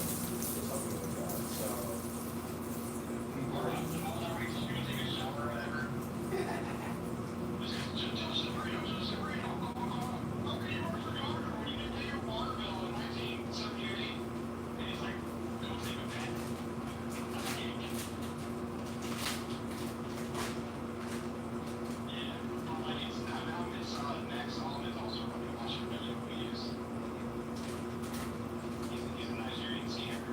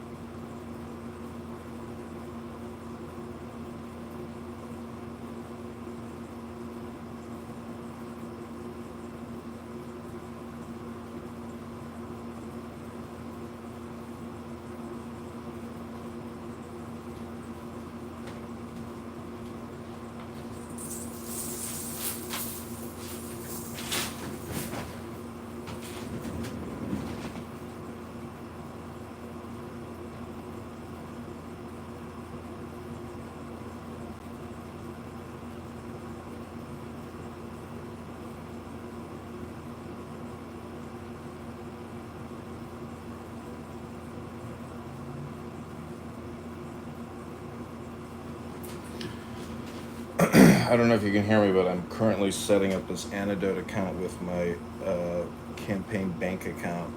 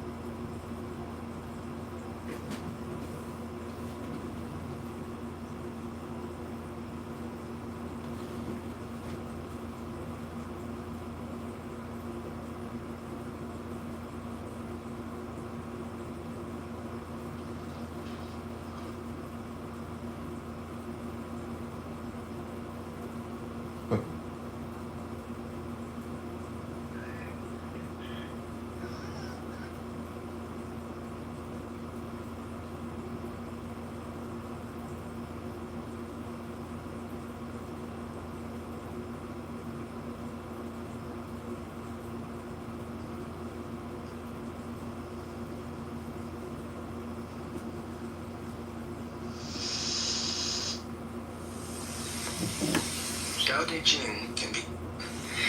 It is empty, yet infinitely capable. The more you use it, the more it produces. The more you talk of it, the less you understand. Hold on to the center. 6. The Tao is called the Great Mother. Empty, yet inexhaustible, it gives birth to infinite worlds. It is always present within you. You can use it any way you want. 7. The Tao is infinite, eternal. Why is it eternal? It was never born, thus it can never die.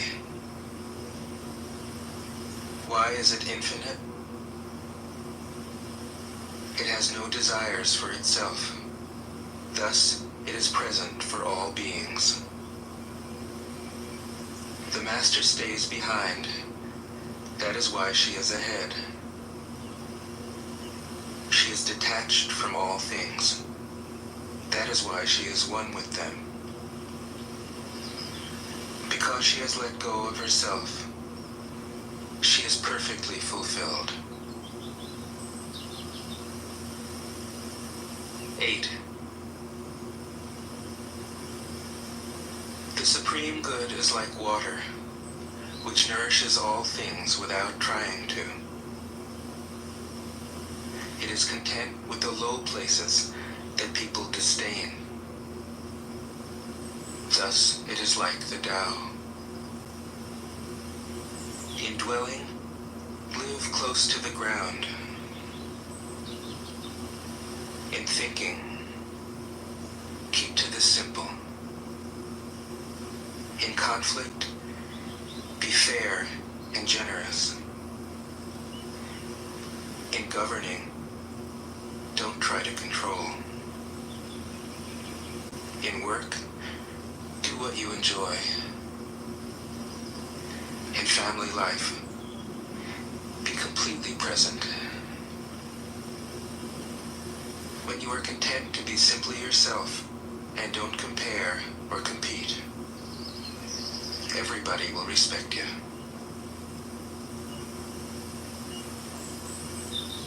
9. Fill your bowl to the brim, and it will spill. Keep sharpening your knife, and it will blunt. Chase after money and security, and your heart will never unclench.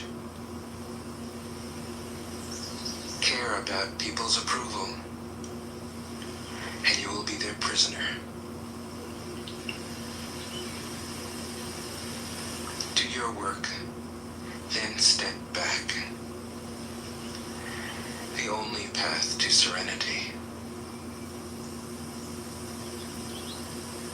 10. Can you coax your mind from its wandering and keep to the original oneness? Can you let your body become supple as a newborn child's? Can you cleanse your inner vision until you see nothing but the light? Can you love people and lead them without imposing your will? Can you deal with the most vital matters by letting events take their course? Can you step back from your own mind and thus understand all things?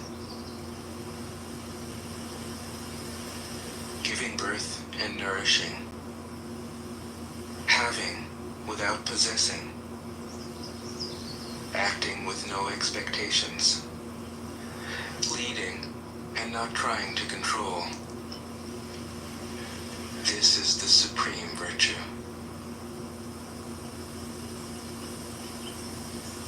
11. We join spokes together in a wheel, but it is the center whole that makes the wagon move. We shape clay into a pot, but it is the emptiness inside that holds whatever we want. We hammer wood for a house, but it is the inner space that makes it livable. We work with being, but non-being is what we use. 12. Colors blind the eye. Sounds deafen the ear. Flavors numb the taste.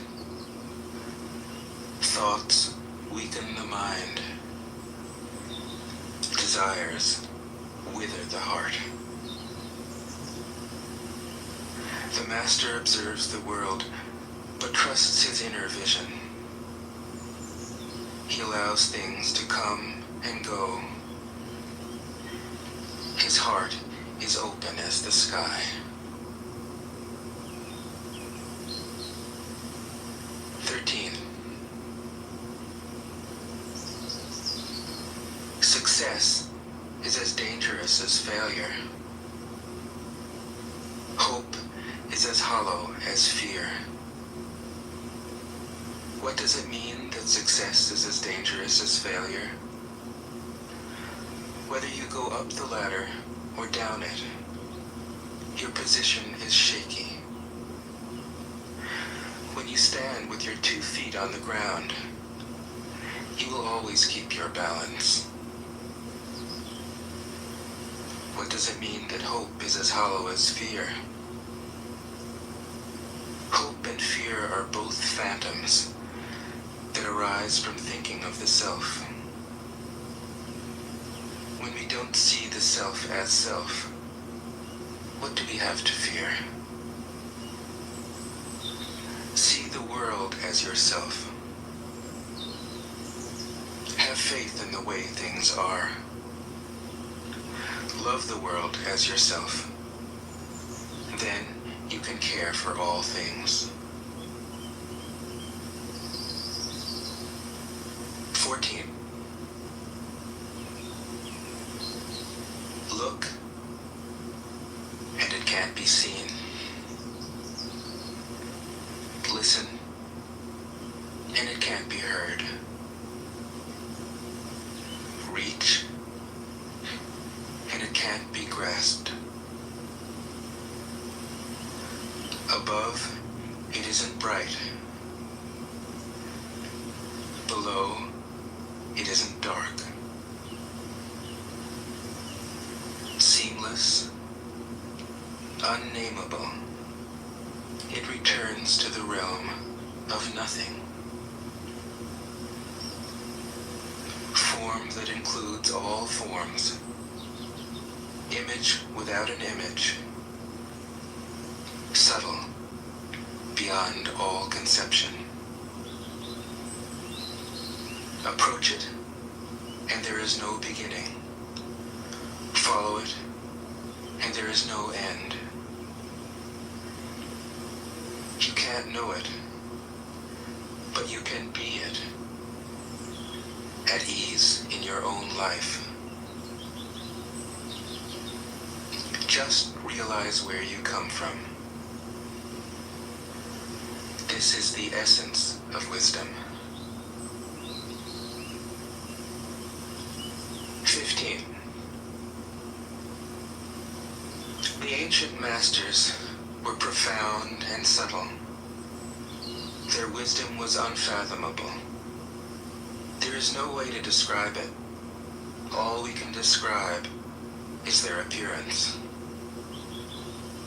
They were careful as someone crossing an iced-over stream, alert as a warrior in enemy territory, courteous as a guest, fluid as melting ice, shapeable as a block of wood, receptive as a valley, clear as a glass of water.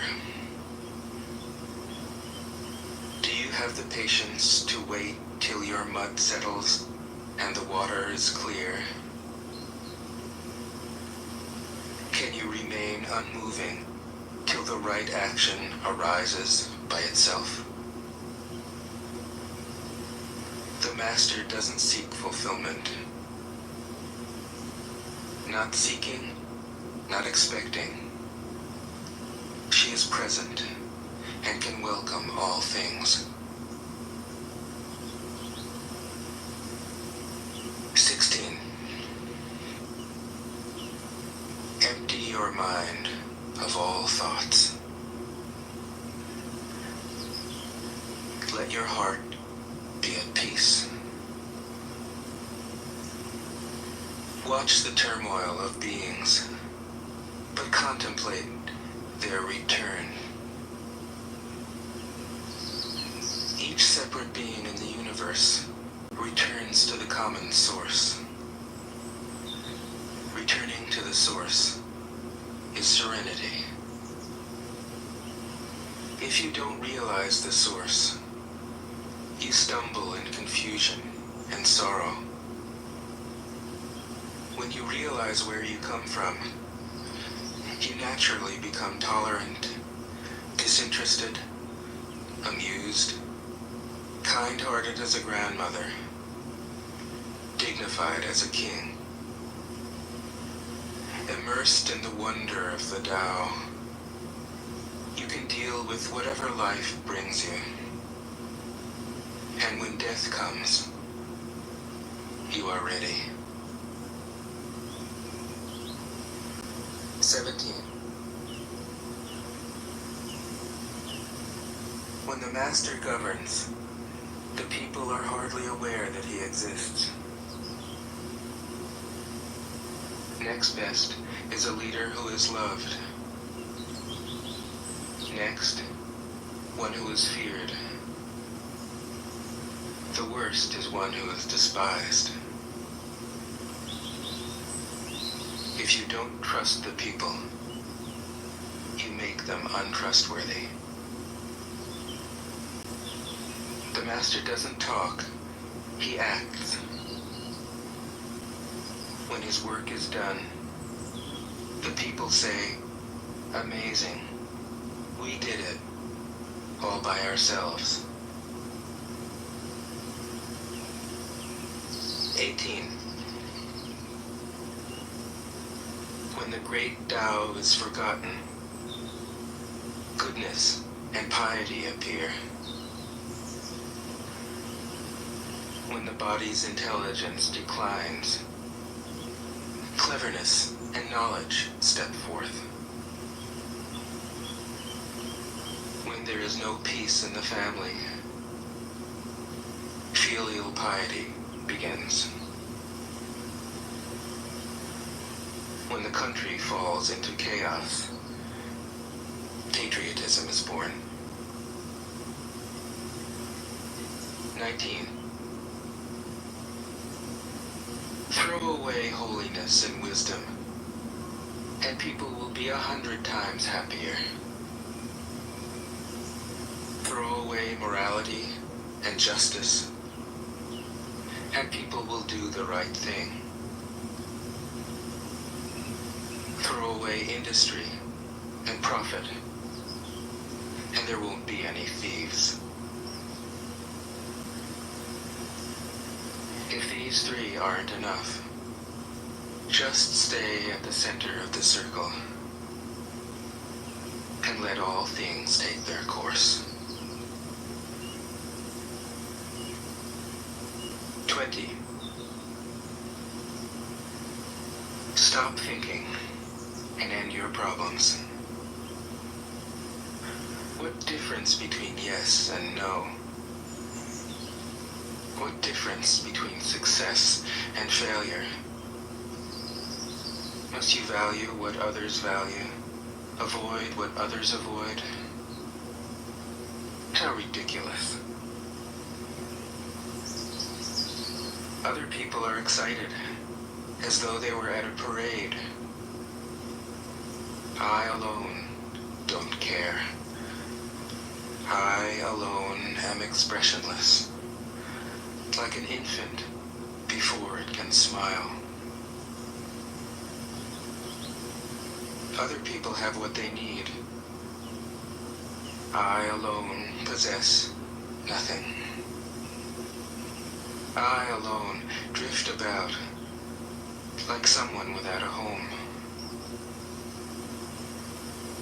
I am like an idiot. My mind is so empty. Other people are bright. I alone am dark. Other people are sharp. I alone am dull. Other people have a purpose. I alone don't know. I drift like a wave on the ocean.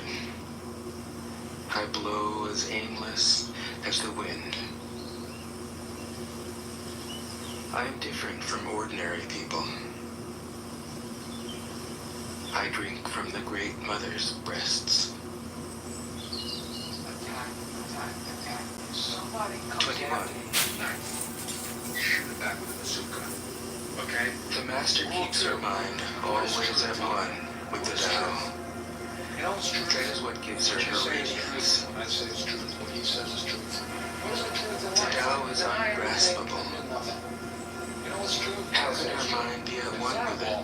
Most important, no matter how fucked. Because she doesn't cling to ideas. Ever admit defeat. You always find everything. The Tao is dark and unfathomable. How can it make her radiant? Because she lets it. Since before time and space were, the Tao is. It is beyond is and is not. How do I know this is true?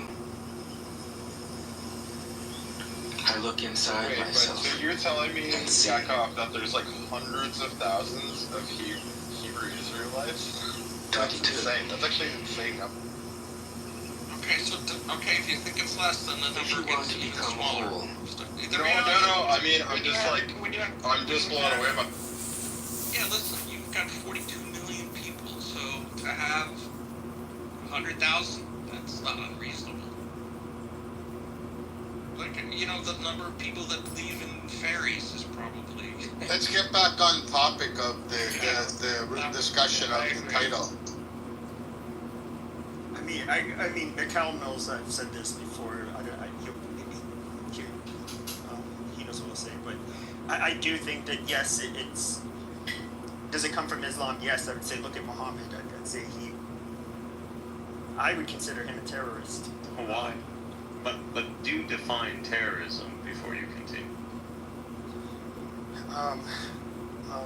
We can use the word warlord, but I mean, he basically. That's not terrorism. No, but try to define terrorism. It's crazy that Pepe, you've been on this out for a long time. You're not like a teen. You should know what terrorism means. Well, it's generally a non-state actor trying to. You can't be state actors. Yeah, that's not. But I would say. But I would say this: we have, like, out of all of the terrorism that we have, like, even in the United States, the only, like, real. Oh, God damn it, Armand! Like, let me fucking finish, Armand! Come on, just one at a time, or else it's gonna be crazy. Out of all of the terror. Oh my God. Relax, man. Out of all of the terrorism you see in the United States, I think you can maybe. There's been some abortion clinic bombings done by Christians. That's pretty much the extent of it as far as, like, mass casualty terrorist attacks that are based on religion. They seem to have all been Muslim. If you look in sub-Saharan Africa or North Africa, who's doing the killing in the name of religion? It's Muslims. Southeast Asia, who's doing the killing? It wasn't the question. But even in Europe, who's doing the religiously motivated terrorist attacks? It's Muslims. I mean, there is obviously something from this religion that doesn't appear to just be political. It appears that it is. We've heard it a million times before. Let's just define terrorism real quick. Mikhail, yeah, so here, let me read it. Let me read the definition of terrorism. So, terrorism is the unlawful use of violence and intimidation, especially against civilians, to further political aims. It's characterized by the deliberate creation and exploitation of fear to achieve a desired outcome, often involving intimidation of a wider target audience beyond the immediate victims. Different organizations and legal frameworks may have slightly varying definitions, but the core concept revolves around violence, intimidation, and political, and what I would say is like religious, goals in this case. Stick to the definition. So you just heard the definition, everyone. So pretty much unlawful acts of violence against populations in an attempt to intimidate them into a specific policy or to concede to a specific hegemony. So that is what terrorism is. Who's been conducting terrorism in that sense for over since even before the early 1900s, pretty much. That's been the West. You could describe the West in everything. For example, Ireland and the famine that took place in Ireland. That's a form of terrorism. It's state terrorism right there. Colonialism, that's terrorism as well. America, the false flags that America conducted, for example, in Vietnam, that's terrorism. All over Latin America, going around and toppling pretty much every government because it was socialist or communist. That's terrorism. 9/11. Millions of people have been killed. That's terrorism. That was a Western. Now can I say something? Go ahead. Yeah, so people are saying that Islam is a threat to UK democracy, right? Let me tell you, during the two world wars, 200 million people died. Was it Islam?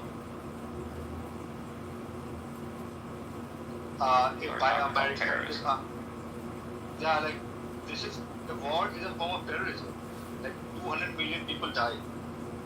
They deserve to die. Okay, the terrorism, right? 4 to 9 million deaths by Americans or by America, by to indigenous population in USA. South America, around 45 to 55 million indigenous population died by the conquistadors. In Australia, around 750,000 people died. Was it Islam? Indigenous population death. There are 100,000 children are dying. Men are dying in America because of Imagine gun like her father only pay the $2,500. I think if I'm gonna research, like bring back. Hold on, when somebody talks, like you guys, I'd love to do an actual Shabbat it's so with you. great Let me to know a good fight of don't agility. interrupt, You can man, probably and keep fight it to like with 60 seconds to 90 seconds. And you're interrupting as I'm saying, don't interrupt. That's which is fucking even more mind-boggling. I think that people are going around and trying to change like what terrorism is, or trying to like define it and make a broader perspective. Again, you're fucking interrupting, dude. You have a problem. Like, seriously, that's some dumb shit. Whoever is going to interrupt is going to get thrown to the audience. Like, wow. The whole point of it, I'm pretty sure the question is, why do Muslims suddenly make random acts of terror wherever they go? Nothing is a random act of terror. People, the Muslim world has been suffering since even before 9/11. Mainly, especially when the whole Cold War and the struggle with the Soviet Union and the United States. They've been suffering the brunt of this conflict, especially like Central Asia. If you go and look at like Central Asia, all of that has been practically. But Mikhail, so you get into a school fight, right? Kid punches you in the nose. You don't like it. You blow his fucking house up because you lost the fight. It's actually no. The problem is people don't know how to take the L, the loss. They can't take the loss. The world doesn't work that way. The world, it does though. There's a winner and a loser. Let me land.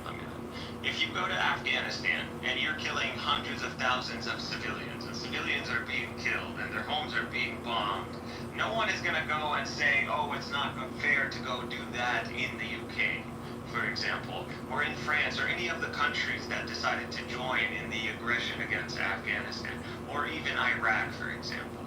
So the people who believe if you bomb someone's home here and you kill them, and you go and you torture people in Abu Ghraib, for example, or torture people in Afghanistan or in Guantanamo, people believe that it is eye for an eye. If you do this to their countries, they are going to go do it to you. And just because you call it internally terrorism, or you try to like spin a propaganda around it, it is not going to negate eye for an eye. And you and me both believe in eye for an eye. Because I'm assuming you hold to the totem. I do, but what's your definition of eye for an eye? That's the difference. An eye for an eye, a tooth for a tooth, an ear for an ear. So wouldn't an eye for an eye? A civilian. Wouldn't an eye for an eye be military personnel fighting military personnel, which is exactly what's going on? No. So if you're looking at Torah's perspective on eye for an eye, it doesn't mean you take my eye, I take your eye. You stab my brother, I stab your brother. That's not what it means. It means I should make you feel the same pain, whether it be monetary or mental, like anguish, of the same pain I felt because you took my eye. We're not barbaric and stupid where we believe that you too would. Obviously, there could be compensation. No one is saying you can't have any other forms of compensation or equalization. No. I agree with you, but that doesn't mean you can't go take out the guy's eye. No, but that's what I think. A lot of people misinterpret. They're like, you killed my brother, I'm gonna kill your brother. That's not what it is valid. It is valid if no compensation is provided or no judgment takes place. Actually, that is valid. According to the Torah, we have your own interpretation of other creatures. So you're how do you know that? How do you know? Well, because I know Torah and you don't. I'm pretty sure. I know Torah too, and I know Talmud too. I mean, if you're saying that it's allowed to kill a person because you took take an eye out of a person because you took your eye out, you're completely wrong. There is no. Until you can provide evidence. Absolutely. Yeah, Talmud discusses. Yeah, Talmud. All right, go for it. Talmud has a full discussion on eye for an eye. He's right. It discusses the judgments, right? The judgments of the court that needs to be applied. has nothing to do with doing physical demonstration. If a court is available to judge, but if someone isn't, their judgment isn't taking place, this person exacted a toll on you, and he's just loose out there, do you not have a right to go and exact a punishment equal in account? No. Okay, says who? Absolutely not. No, that's the thing. Dude, you guys can't reference who you're talking about. Like if you're not research.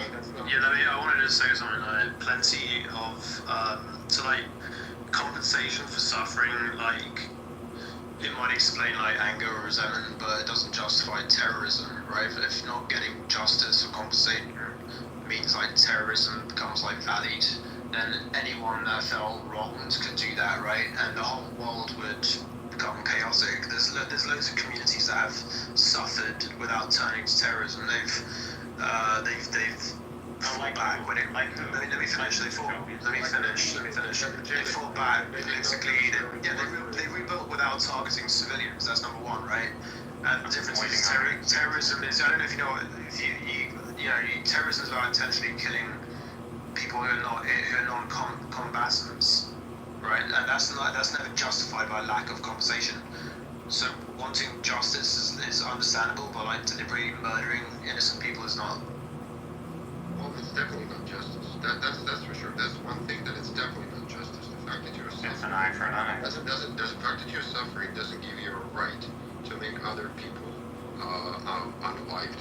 That doesn't give you any such rights. And I think that's where the problem is, and that's why the title is what it is because people misinterpret the Quran, and then they also interpret it correct, where a gentleman the other day said that the Quran is a book of peace, but we pulled out, I think there was like 9 or 10 surahs, that was just the beginning of the Quran acting out. I would not be throwing rocks. I would not be throwing rocks when my house is burning. I didn't sit down. You're not on a highway, Mikhail. Bro, save your rocks for the highway attacks, Mikhail. I'm sorry. So you haven't provided any literature. No, you don't need to provide. It's just obvious. It's obvious. No, it's not obvious. Yeah, it is. It is obvious. It is obvious. It is. Please, it is obvious. People have nothing to do. Killing civilians. Killing civilians in another country. Buddy, relax. Your neck is in a twist, yeah? Killing civilians. I'll put you out of the room. Shut the fuck up. Killing civilians in another country. Shut the fuck up. Shut the fuck up. Killing civilians, and listen, use your ears for once. Killing civilians, use your ears. You're dumb. No one agrees with you. Use your ears. That's what you never learn. You're not listening. You're not listening. Killing civilians in another country, bombing buses, attacking markets, that's not justice. That's indiscriminate revenge. That's why most legal systems and moral codes reject collective punishment. It's not eye for an eye. The United States, you see NATO, and literally that's what they did. Target markets, target civilians. Most of the casualties from these wars are civilians. That's what it is. And not only that, we have these acts documented. We know what happened in Iraq, in Baghdad, in a market. We know what happened when Blackwater went in there and wiped out the market. We've seen what the Americans have done in Iraq and in Afghanistan, and whether that's dismembering Afghanis or even pursuing innocent Afghanis and putting them in black cells around the world, in Eastern Europe or in Egypt or something. We've seen all this, and people have been found guilty, and a lot of people have gotten away with the absolute Satanism that was committed in these acts. But this is America, literally, Agent Orange alone on Vietnamese villagers. That is a form of terrorism that has been unmet till today.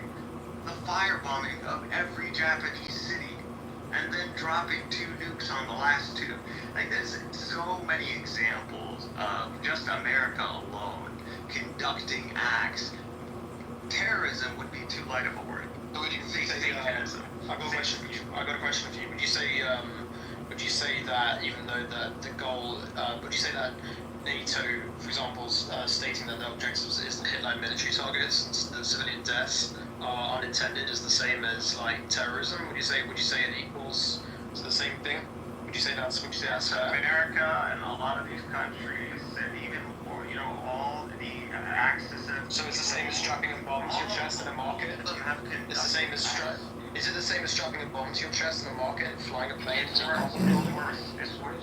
I think you're a bit deluded, my man. No, I think when you drop like a ton bomb on a civilian area, yeah, absolutely, that's worse than someone. Yes, absolutely, that's worse. Right. So in any magnitude of the sense, it's worse. So what you're saying, basically, if a person from a specific country, an Arabian country, commits a terrorist act in Europe, then this European country is legally allowed to actually bomb this shit out of his country, right? Well, again, Who's the one who started? Yes, it is the West, not the Muslim world. I'm not really curious who These started. acts, listen, You were just all comparing. You're these saying acts of retaliation quote is unquote justice. terrorism that you want You to were call, saying retaliation all is of them justice, came right? as a consequence following Okay, but is 9/11. retaliation justice? Retaliation is justified? retaliation. Is it justified? It can be, yes. Right. So it can be justified to just bomb the hell out of every Arabian country that had the terrorists come out of it, right? Again, the act, the unjust act was initiated by the West. I don't Not care the who other way initiated around. it. The So retaliation it is something that absolutely needs to take place, valid right? to respond to unjust acts conducted against you. If So conducted terrorism is a against you in a just act? specific nature, if an act, Are you if an justifying act by a terrorism? hostile nation is conducted against you in a So you're specific justifying nature, terrorism, you basically, are right? allowed to respond back within that specific nature. Okay, so you're justifying terrorism, therefore you should justify any act I of am trying aggression to by explain the to you the European country phenomenon. against the terrorism, right? I don't And they should work I both don't ways. believe terrorism should exist, but I believe the response of terrorism can be terrorism, and this is a valid method. It is a valid, right? It is a valid response. Yeah, because So the any West does it all response the to time. terrorism is Because also a the valid West does response. it all the time. I think so it is a valid response from the West, right? So are you validating Here we go. Like the Israel's West is response responding, after October though. 7th, The West Mikhail? is not responding. Are you then, because you're saying retaliation, are you actually saying that Israel retaliated in the sense of an eye for an eye after October 7th? Because I feel like you're alluding to that point, Mikhail. You're making the same mistake Vels is making. Again, if you want to talk about the cycle of violence and who initiated the cycle of violence, I have no problem with doing that. However, the whole point is that it is valid for someone to respond against terrorism with terrorism. And this is done in many ways, especially by the West or even by many state actors or non-state actors. This is done all over the world. And this is one of the most ancient rules in humanity, an eye for an eye. And that's how it is. So it is valid. Okay, so you're just after October October 7th, problem hearing or something. I think you have a problem. So wait, but wouldn't an eye for an eye actually justify the fact that the Israelis are trying to get the hostages back because they're still being held? They are doing what they need to do because they are Zionist, and Zionism is a specific project that has its necessities and principles. But if you want to why October they're actually just 7th caring for their citizens. They're trying to bring their citizens back alive. No. If they cared about them, they would have agreed to a hostage exchange a long time ago. Yeah, they don't care. But he's saying the agenda. He's saying the West. He's saying Zionism. He's saying the West. He's saying the West acted unjustly, so terrorism is valid, and then he's saying terrorism is valid because the West acted unjustly. He's basically.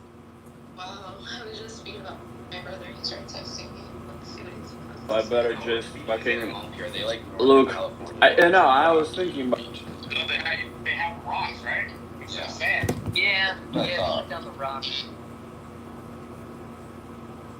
Also, you take thousands of tourists, they grind it up into a sand. Of the beaches, my room's in white and mad. were like small. Like you do not. Yeah, get you the turned space you get into a in, like, American full-fledged. beaches, at least the ones that I'm used to in America. Yeah. What are your Jones Beach? I'm a Christian. I agree, you know? No, my wife hates beaches. Growing up, my grandfather lived in Rhode Island, so I would go to Cape Cod sometimes. People, it's hard to have a. Who just got in trouble in Cape Cod? Someone famous. Was it Alan Dershowitz? Probably. He got yelled at? Yeah. I like. That was Nantucket. Oh no. Nantucket. I met Alan Dershowitz once at a private residence in Beverly Hills. Of course you did. And he was talking a lot about General Petraeus, and so I had set up a camera on the fireplace mantle with a 200 gigabyte memory card or whatever, and he's like, I hope nobody's recording this. And I was like, oh shit. I was like, should I say something? So I proceeded to record Alan Dershowitz talking about all kinds of interesting things with regards to General Petraeus. And I still have the footage, actually, but it's nothing really that interesting. What they call General Petraeus? Yeah, that dope. He was cheating on his wife with some journalist. Yes. That's what I remember.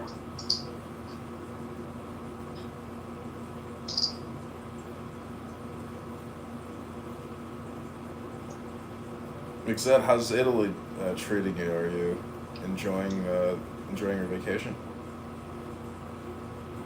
Yeah, it's a lot of fun. Like going all the different places. Zed and Diego are about to go to dinner together, actually. How do you travel? Did you rent a bus or something? I think his wife is talking to him. Well, I'm going to Tel Aviv soon to go stay at the 360-degree hostel on the beach to hopefully find a wife, a beautiful Jewish princess who can become my number one and inherit all my riches and government subsidies. Hey. Don't forget to drop my name when you talk to your handlers.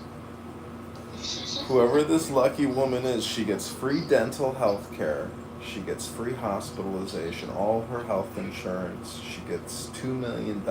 She gets a 15-room, 5-bath house. She's gonna be the luckiest shidducha, in Tel Aviv.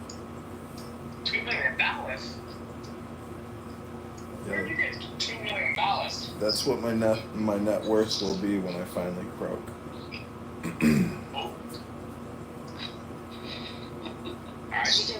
Someone's been investing in their Roth IRA. Maximum investment per year. Do you think there's anybody? What is it? Is it 5K? What is it? No, I was gonna ask. Do you think there's anybody who's ever blown up their traditional or their Roth IRA by day trading in it? Not destroyed it. I'm saying they made a huge amount of money. Gambling, day trading, buying options.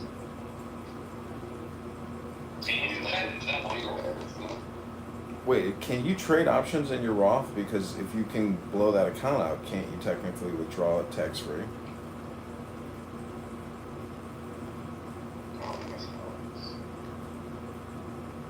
It doesn't work that way. Well, I mean, you can withdraw from your Roth at the correct age. I'm not saying you would do an early withdrawal. Otherwise, you'd have to pay the tax penalty on it.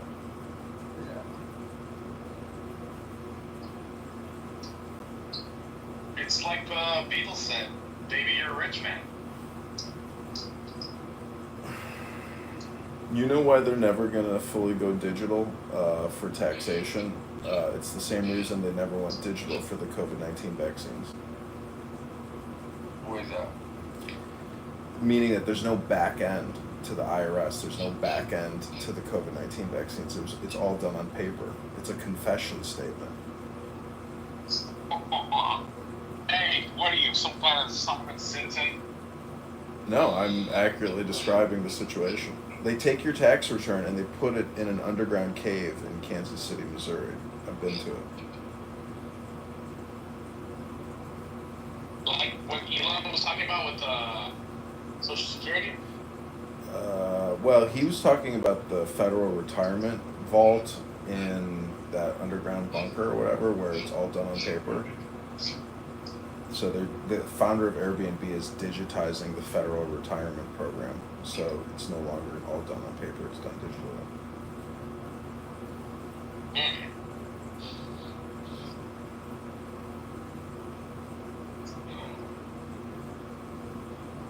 Are you guys upset that Benjamin Netanyahu is going to take over the Gaza Strip and rule it, and win that?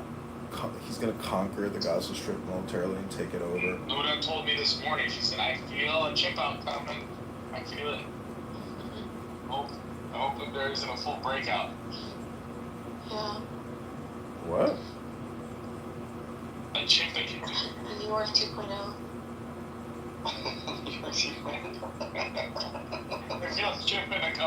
Oh, you mean you're gonna have a mental health breakdown when they do the final conquest? My aunt was so kind to me yesterday. She didn't fuck me. She's like, "It's okay, Buddha. It's for you to react like that. People who aren't reacting like that are the ones that aren't normal." That's a nice way to frame it. Yeah, she's like, we accept you no matter what, as long as you don't just say, "Yeah, I'm gay." That we don't accept. Oh wow, you should come out as trans. Never. No. So where did you convert to Catholicism? Actually, her Christian aunts were from Colombia were there yesterday. They only speak Spanish. They were so sweet. And then my aunt thought I could speak Spanish. She was telling me to say stuff in Spanish. And I sent her on me. She was like telling me to say to them that that's my brother. And I said mi hijo instead of mi hermano. She's like, never mind.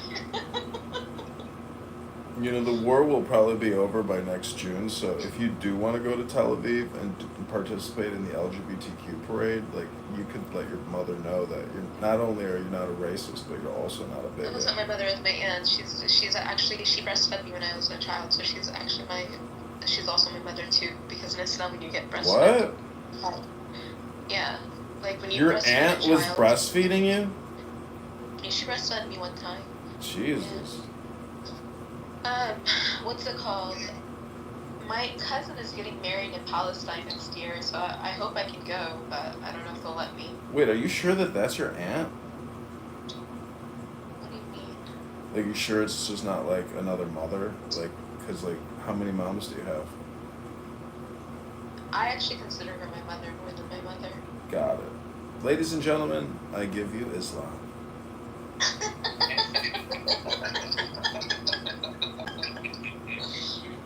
Now, I'm not saying it's a bad system, because I've been in Islamic houses where they do have multiple wives, cooking, cleaning. Like, it's like having a lot of employees working in your house. It's kind of amazing. My aunt is actually the daughter of the second wife. Oh my God. Not only is that your mother, it's also your aunt and your cousin. You're so slow, John. Like, none of it connects the dots. Well, I met this girl at the bar this weekend, and she's like, "Yeah, my husband will be here in just a moment," or my fiance, and she's like, "FYI, my fiance is also my second cousin." I was like, "You're marrying your second cousin?" I was like, Is she white? She was white. She looked like she was poor white trash, but she had one of those nose rings that go in the base or the bottom of the nose. That's like the biggest indicator of like an insane liberal lesbian. You mean like the bull ring? Yeah, the bull ring. You like the nasal septum? Do you like that? Because I don't understand why people use No, that. I do not like that. I think it looks Do you gross. find it attractive, Diego? Well, I did date a girl that had that one thing, but they have a very gnarly death scene in Final Destination Bloodlines with a guy that had a bunch of piercings. It's really funny when they turn on the MRI and it just keeps going higher and higher, and the guy's getting sucked in there. And at first it's just an earring, then a nostril ring, and then eventually it's the one on his cock, and it's getting sucked in there. Oh yeah. An African American gentleman, he recently died in an MRI machine. Did you see that? He had a big chain on and it killed him. I heard about that. He got stuck, right? I don't know. Can't You went believe into the Matrix, Diego. can't believe they couldn't shut it down. You know, it's a fucking crazy way to die.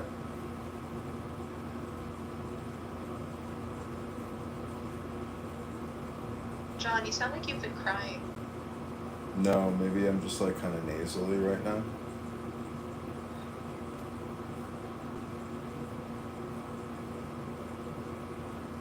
I do not.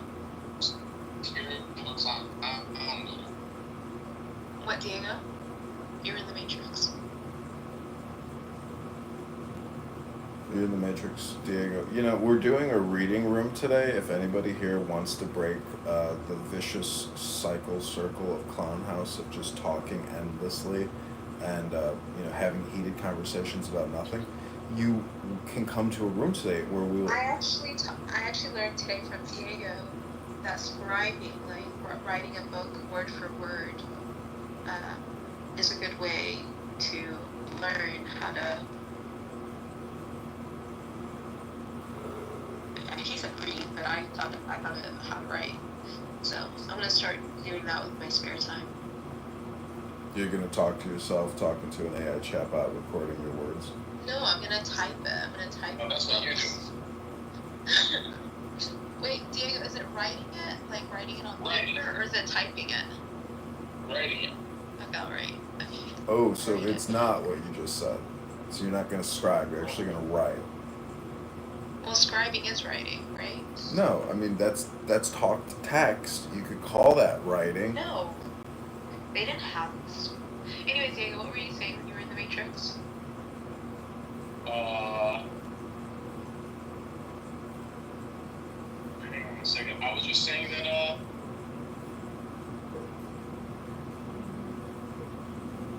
oh, I forgot. I was sure it was a job, but I was willing to hear it anyways. I forgot. But anyways, as I was saying, we will be reading the Tao Te Ching today in 5-minute increments. If you've never read the Tao Te Ching or read a book in a while and you want to read a book here on Clown House instead of listening to people talk all the time and you talk about nothing and have heated discussions about Israel, Palestine, racism, gender, abortion, whatever, you can come to a room today and break the addiction of sitting here and talking about nothing. The Taoists were the original no fappers. Really? Yeah. Why do you say that?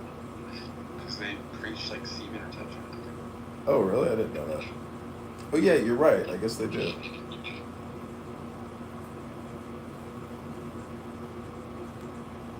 David doesn't have to worry about that. I don't think David even creates a jackalope.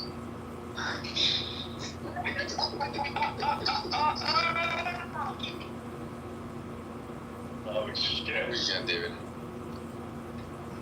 David, did you sterilize yourself with vodka?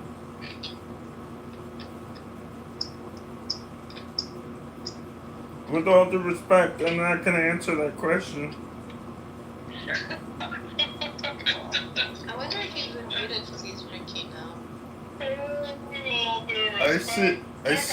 I see my therapist in 2 weeks. I'll bring it up with my therapist.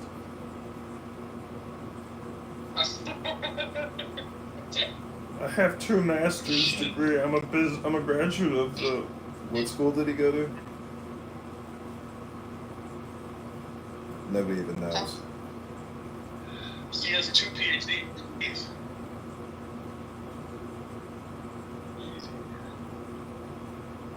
What's the name of that TV show that he has in his PTR? Because I think I remember that bullshit.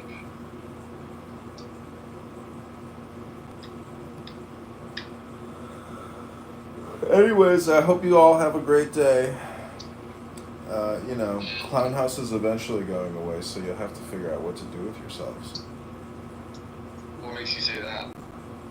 We'll just watch you on YouTube. Yeah, feel free to tune in anytime. What makes you say it's going away? Well, nobody could possibly sit here and waste their lives talking about nothing forever, right? I mean, we've done it for 5 years. We're on a roll, baby.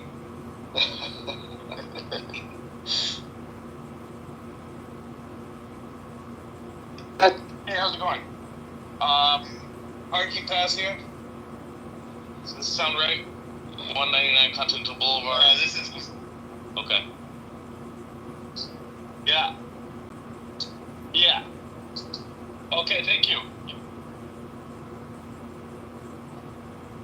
You're welcome.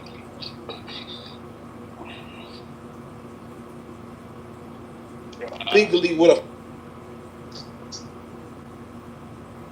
Maybe it is better that you didn't take the car to the mechanic because then they will mess it up. Yeah, and then I'll get stuck in it. Yeah, I'd rather use a mechanic here at home. Yeah. Alright. Also, when you can come back, it'll be easier.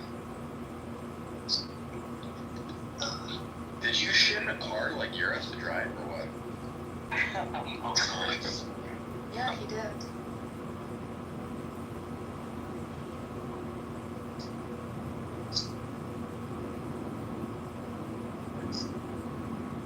Hey, my friend, how's it going over there? How are you doing?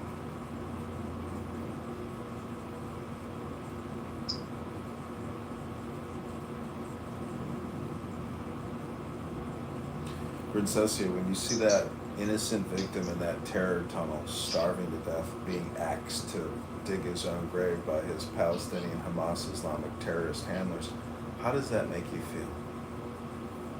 How does it make you feel when you see the Palestinians being killed indiscriminately, being starved, and then pretending that none of it's happening? I asked you first, how does it make you feel? That's my answer to you. I asked you how you feel. That's my answer to you. I feel that you all just don't care. And so you expect the Palestinian not to care about others because you don't care. So you project your lack of caring onto me. So I ask you again, how does it make you feel when you see that PTR?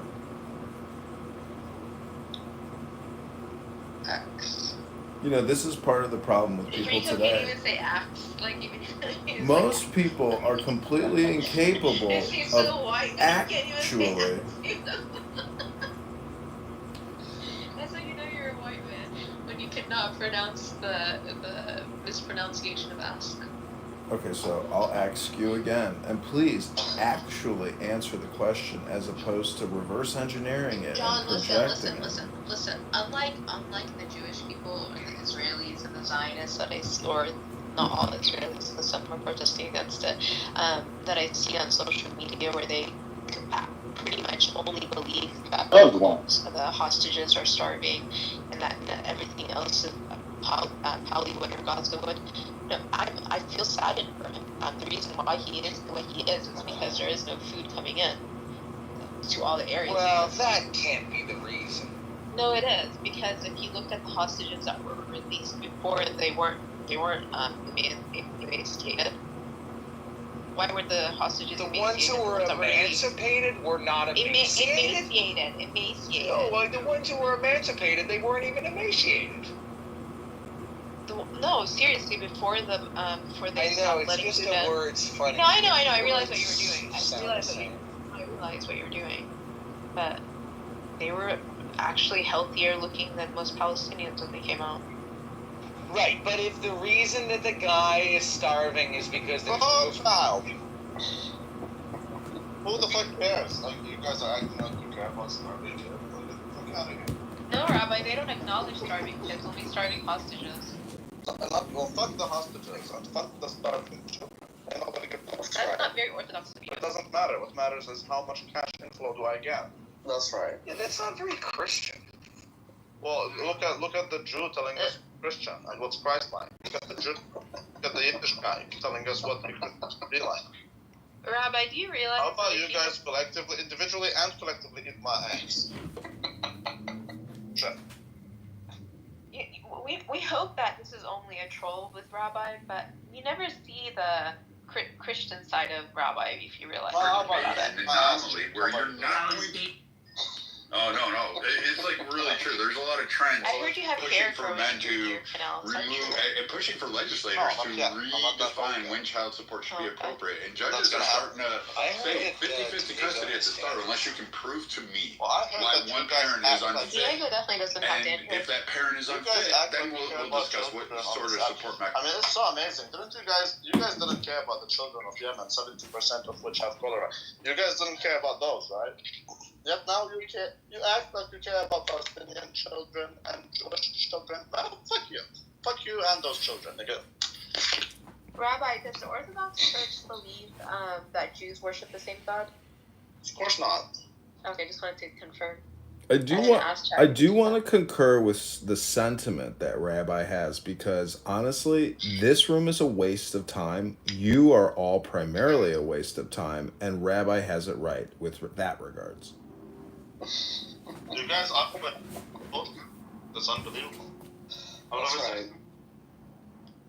Instead of taking advantage of market movements today, all they talk about is gay shit, and nobody cares. They've talked about it for like years now. This October the 7th, which was an amazing day, don't get me wrong, but like you guys don't get what you're doing. I really don't. You're wasting the damn time. Like, I'm gonna come in paragliding into your ass. See, let me just tell you what a priority is, because I don't think people in this room actually know anymore what a priority is. I've been talking about Grindr for ages, and today it went up 10%. Do you guys see Rabbi, that? can you tell me what a priority probability is? Well, that's the priority. Is Grindr, GRND. I've been telling you that it went up 10%. It went up 10.3. Yes, it did. That's right. That's what matters. That's right. I would also be salty if why are you making money? I want to be the one who makes the money. Why are you? So I understand why you guys are salty and choose to talk about gay shit. Let's look up Grindr. Yeah. Look who's gay now. You're missing out on all the facts. I mean, these are the SPC. Holy shit, it really is, huh? I told Damn, that's a 3.39 billion. Can you believe this thing? It looks like it's maybe forming like an inverse head and shoulders. Like it's like bumping out of the head now. I'd rather go with Johnson & Johnson, but it doesn't matter. I've been telling That's right. Look at that damn stock. I like Grindr. I think I'm gonna buy some. It does about 400 million a year in gay revenue.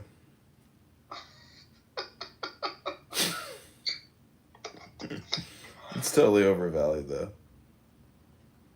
What makes you say that? Based on what?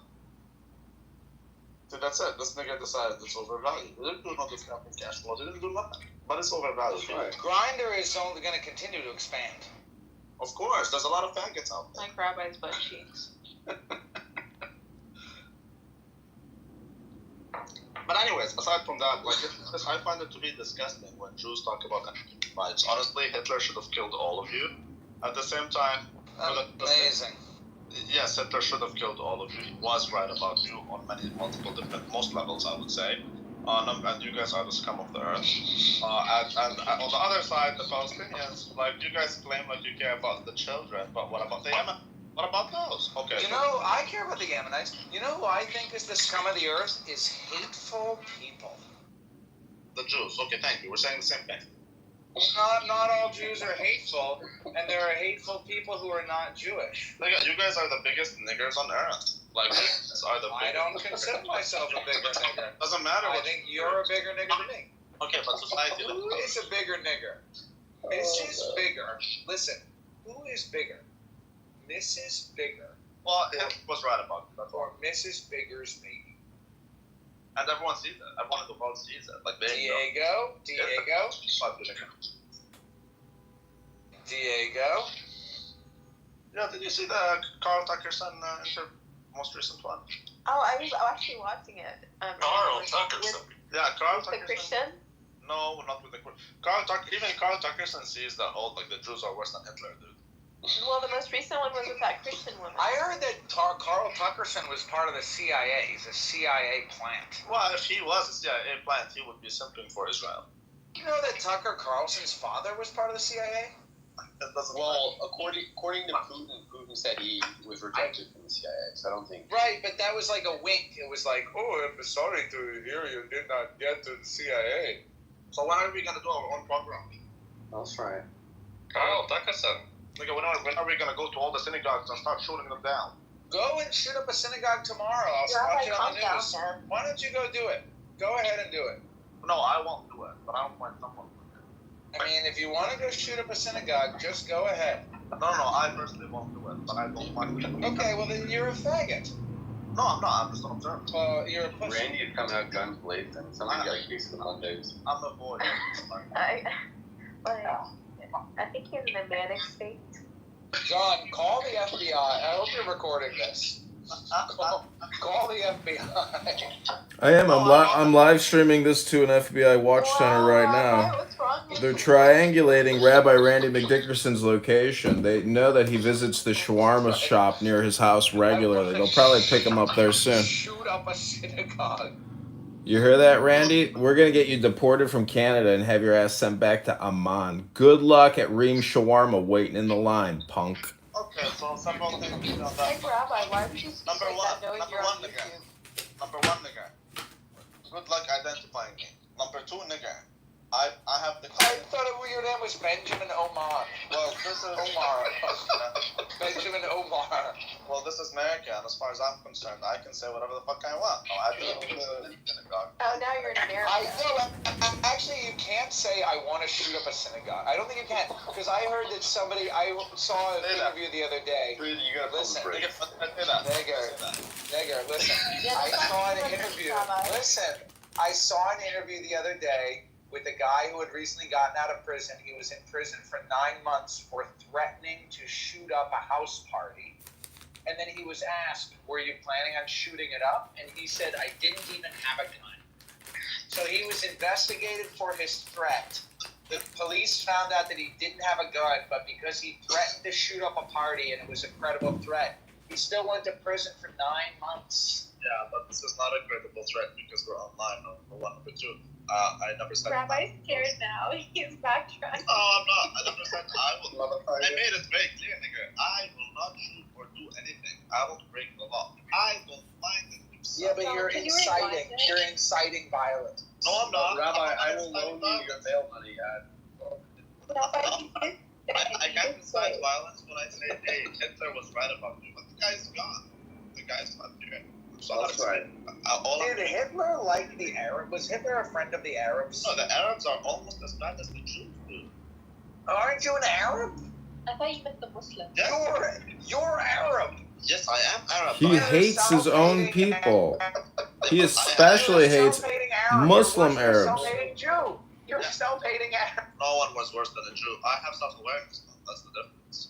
I have self-awareness. I don't even hate myself. You don't have. I just am aware of my inferior. If you had self-awareness, you would be open about the Jewish involvement in the child rape, whether it be the initiation of the ADL or whether it be. What child rape are you talking about? All the rape children, all the child rape tunnels under the New York City. Wait, the only place where child rape is legal is okay. According to Trump, there's nothing wrong with child raping children is legal in the Arab world.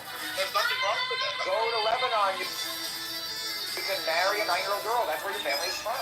Aren't you Lebanese? Yeah, but at least it's halal, bro. The Jews need from the child.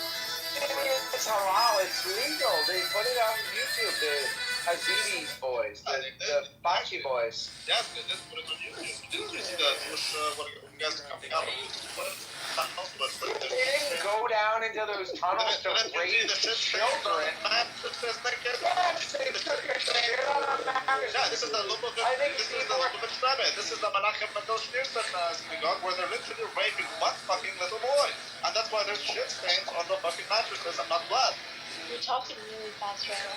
Where does it say there were shit stains on the mattresses? Look at this nigga. Acting like he's never seen the pictures. I saw some pictures, but I didn't see. That's why Daddy Hitler said that these guys, when you talk to them, it's as if you never did. And then they start acting like they don't know.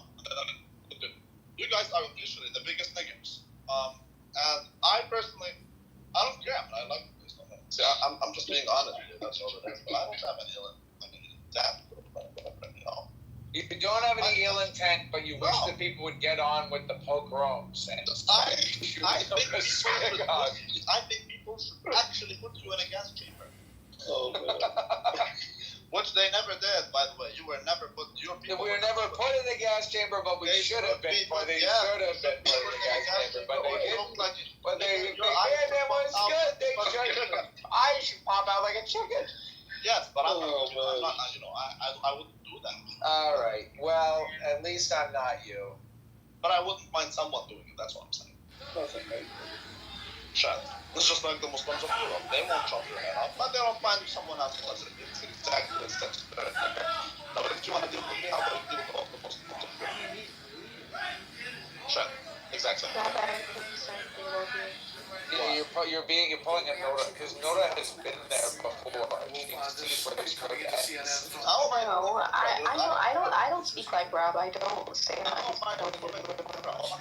Looking at the grinder stock while I'm like on autopilot with your stanky ass telling me about how your people are as I make money. How the fuck is that anything? Right. No, like I didn't even say the things that you say. Like you said worse things than I've ever said. Huh? That there should be gas. Rabbi, you're speaking really fast. I think that's a sign that you're not in your right state of mind. I think you're in no position to determine that. Rabbi, you're very angry today. Did you get caught by your How am I angry?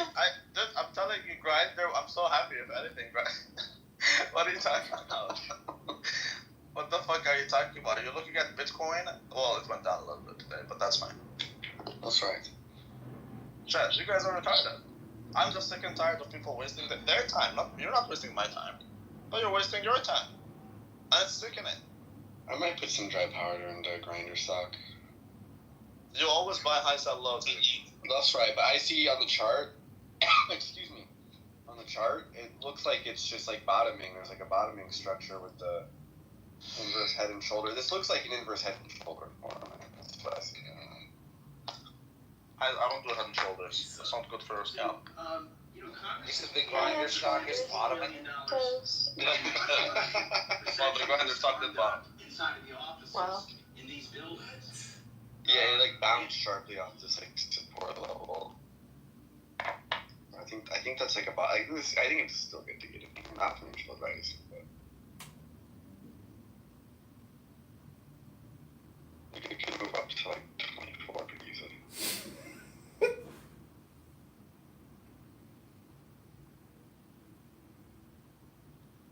My question is, why isn't there an app for each congressional district where the voters get to vote on whatever our U.S. Congress is voting on? If we're truly going to be represented, instead of sending someone to Washington...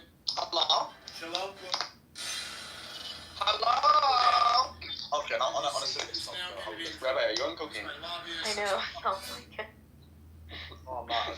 Not much to do good. How are you guys doing? All jokes aside. Let's actually be good people for 1 second. Let's not talk about gas. No, they're being gassed. That's what I'm telling you. And if we actually gas them, then they'll actually be justified in saying it. That's what I'm saying. Is you have a self-fulfilling prophecy. You want to get. That's why you behave the way you behave. I will hide you, I will hide you, but not at my expense. And I can tell you this: I will definitely tell them some of you. So I would hide some Jews that I like in my basement, and I will tell on other Jews that they get gas. Would you hide me? Yes, I would hide. But I'm not not there. I would probably tell on him. Well, I wouldn't hide you unless you were paying rent. No, I would hide John. I would definitely hide John. This guy should survive at all costs. Somebody wrote in my other room's chat, Diego blocked me, lol. He really hates Abby and anyone that's associated with her. So that's Diogenes? I don't know. It's somebody named Mini9. Mini9? Is it Diogenes? Oh, maybe it's Abby. Probably. Oh, I don't know. That's strange. Abby is so retarded, dude. I'm sorry. That's strange. If you think Abby's retarded, but you can't... Yeah, I'm gonna double check. I gotta check. You ain't got shit, nigga. I gotta get to Tel Aviv. You gotta get to my ball sack. You're gonna get to a fucking Epstein Island. He did blog Mini9. That's one of the people. Get to Epstein Island, nigga. I can't imagine why somebody would dislike you guys and why you guys would like dislike somebody else. I just don't So know Mini Mini why. 9 is Abby's burner? I have You no don't understand why a lot fucking of idea. Rabbi.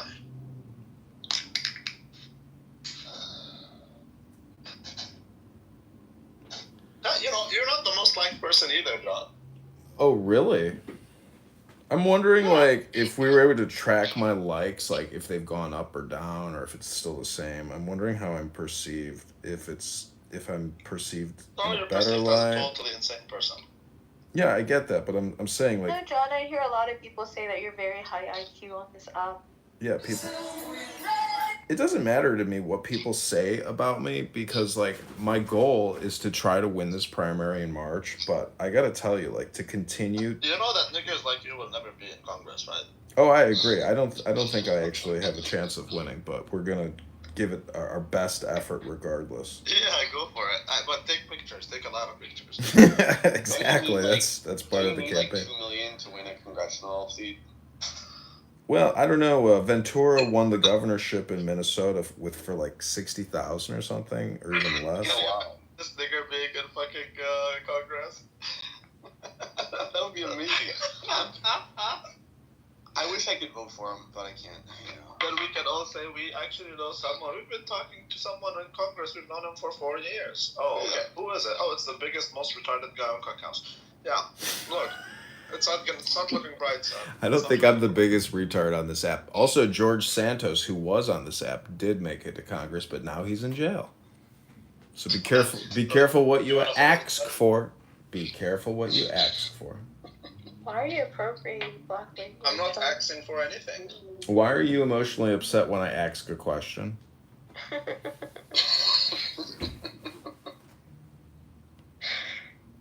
But I'm also. Well, I did learn the Jew is black, so it makes sense. She's also upset when people say gas the Jews when she literally was saying that they'd all be beheaded by ISIS when she was going crazy in an elevator. I do have another room open right now called Stupid Low IQ Potential Terrorists and Promoters of Islam. The other room. So the people that can't be in here are listening to you through that room. Got it. Mm-hmm. Oh, I would love to have a promotion for Islam. I mean, if you don't want certain people in this room, you're going to have to kick me out because I got no problem restreaming, live streaming, etc. Well, clearly the Mimi person was blocked and banned from this house by Diego. What? Oh, why did Grok get banned? Grok got what the fuck? No, that's a fake screenshot, Rabbi. You don't believe everything you see on Twitter. So we did get a big part of the campaign puzzle pieces figured out today. We got this antidote account set up and the checking account for the campaign set up. So very soon, I will be asking you all for $1 to $10 so I can. No, that sounds fake. So I can hire people. Yeah, it is. Click on Grok. It's literally not suspended. Well, maybe it's suspended for a second. I don't know. This is Pierce. No, it's a fake screenshot. But Pierce Morgan posted it, and there's another guy with videos. Let's see. Pierce Morgan posted it? Yeah. Let's see. No, he didn't. How's your CFA? How's your CFA education coming, Randy? It was suspended. I'm almost done with the financial statement analysis bit, but it's taking me a lot of time. When are you going to take the test? I was able to put enough time into it. I'm taking the test in February. I hope you pass it. Rabbi, Pierce. I will pass, but the thing is, you need to be very good because CFA level 2 is anal. Yeah, it's a very difficult test. Level 2 especially is super anal. So you better know level 1, nigga. That's right. Isn't that your specialty? I like to give, not receive. In this case, I'm receiving. I think it's going to be really funny, when you start your first CFA job, but then you get arrested for, making terrorist threats on the internet, and people at the banker, they're like, why did Randy get arrested? And they're like, he had a double life where he was on this social audio chat app for years screaming about the Jews and N-words and, and they're like, well, where is he now? They're like, oh, he's in a holding facility. They're deporting him to Jordan. And he's going to be like, I just passed the test! I just passed the fucking test and this is how they reward me? gonna be so funny. Yeah, these niggas. You're gonna be in line at Reem Shawarma with like a Fanta in your hand, and you're gonna be like on Clown House still, like talking to us while you're back in Amman getting a shawarma. You're gonna be like, motherfucker, motherfucker, and I'll be like, try to come to the U.S. and do something about it. Try to come back to the U.S. and do something about it. I'll be in an elevator. That's all I want. When I go down, I want to be in an elevator. Just remember, when you get in that elevator shaft, if you don't have thermite and all you do is cry and collapse on a suitcase, you're an ineffective terrorist. You do know that prison is not so bad. And if I go to prison, I'll probably convert all of them into like Bitcoiners, number one, Orthodox Christians, number two. They're all gonna become anarchists. We're gonna have an amazing time, and I'm gonna make a lot of friends in prison. That's what I think. I think a lot of people have this like delusion about anarchy that they think it's like something that could ever actually happen. But you do realize, especially in prison, people have contempt to the government. I know, but you got to realize that the system is set up in a way that anarchy just cannot survive because there's a lot of police and there's a political industrial complex. Which Nigga, do you understand that in prison they don't like government? Oh, no shit. That is the best place. No shit. Best place to preach Bitcoin, orthodoxy, and anarchy. The funniest thing about Bitcoin preachers is they don't realize that it's a CIA invention and you're all just suckers. It doesn't matter. Do you know by the time I'm out of prison, I'll be a multi-millionaire? So, John, what evidence do you have to support this? I saw a video of this fat software developer saying, we got a call from In-Q-Tel and they wanted us to work on this cryptocurrency project called Bitcoin. And it turns out that In-Q-Tel is the VC arm of the CIA. So we were like wondering, why is the CIA interested in cryptocurrency? Why is the CIA investing all this money into advanced technologies like the Enigma machine to make essentially secure communication and secure currency in the event that the Federal Reserve and Congress inflate the money supply to 37 trillion, to 50 trillion, to 100 trillion? It would be a good idea to maybe create a new digital currency. Hello? This nigga wasting everybody's damn time. It's a waste of time. Ethereum, KGB coin, Bitcoin, CIA coin. Hello? Hello? Hello? Hello?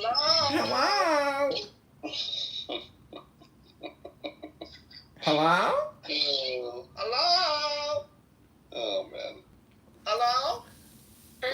I could have been a CFA. I could have been a portfolio manager. Now I'm in line at Reem Shawarma, fucking with a Fanta in my hand. There's a camel over there, and there's like 30 cars queued up, spewing all this emissions into my face. Nobody's parked anywhere because they don't have any fucking parking spots in Amman. Motherfucking John Kitover! I'm coming back to America, and I'm gonna find you, Mr. Kitover. And I'm going to donate $1 to your campaign to elect John Kitover. Maybe I could get a green card to come back in and work at BlackRock for the Jews. You take a job working for the Jews in 10 seconds, you cheesy, cheap, Arab, kanafa-eating, goat-licking motherfucker. You would work for BlackRock. You would work for, who's the other one? Goldman Sachs in a second if they were paying you $400,000 a year. You hypocritical motherfucker. I don't want to work for Jews. They don't pay their employees much anyways, and they don't promote you unless you're a Jew. And so why would I work for someone like that? Well, you'll have to determine, who you're going to work for as a portfolio manager after you pass the CFA. I don't have to pass the Everybody got a couple hundred. Everybody got like 400,000. I would like to have my own thing. Yeah, everybody wants their own thing. But everybody who's a billionaire, did you know they made their money not with their own thing, but they made the seed money? Yeah, but look at Warren Buffett. Warren Buffett is objectively the biggest, the best. He is a legend. He's the best investor in the history of man, probably. Yeah. And the way he started wasn't by working for some company. The way he started was by getting the money of those he knows in his surrounding and making something out of it. And so, yeah, you need to work on in Goldman Sachs, JP Morgan. You need to be on Wall Street, whatever. If you wanna, if you want people to actually say, hey, this guy has been pulling triggers, or you could be doing it for those in your surrounding. Like in my case, I have my brother, I have my mother, I have my girlfriend, and I'm Yeah, we doing know it you're for all small of them. time. Listen, somebody in the chat, Lane Lynn wrote, they don't want to put me in because I talk truth. What an identity crisis, mental illness. These fake Jews suffer massive mental illness. He forgot to take his med. And then whoever this Mimi is or whatever, they wrote, my trash bag had a crash out in Amir's room earlier. He needs your hypnosis, John Kitover, to regulate his Lynn is my nervous boo-boo. system. Where is she? So sad, you almost feel bad for this son of a Holocaust whore. He's scared of a little girl. She Where's Lynn? Where's Lynn? She's my boo-boo. Ping her in. Jews slime. You will never be Oh, a here real she is. Jew.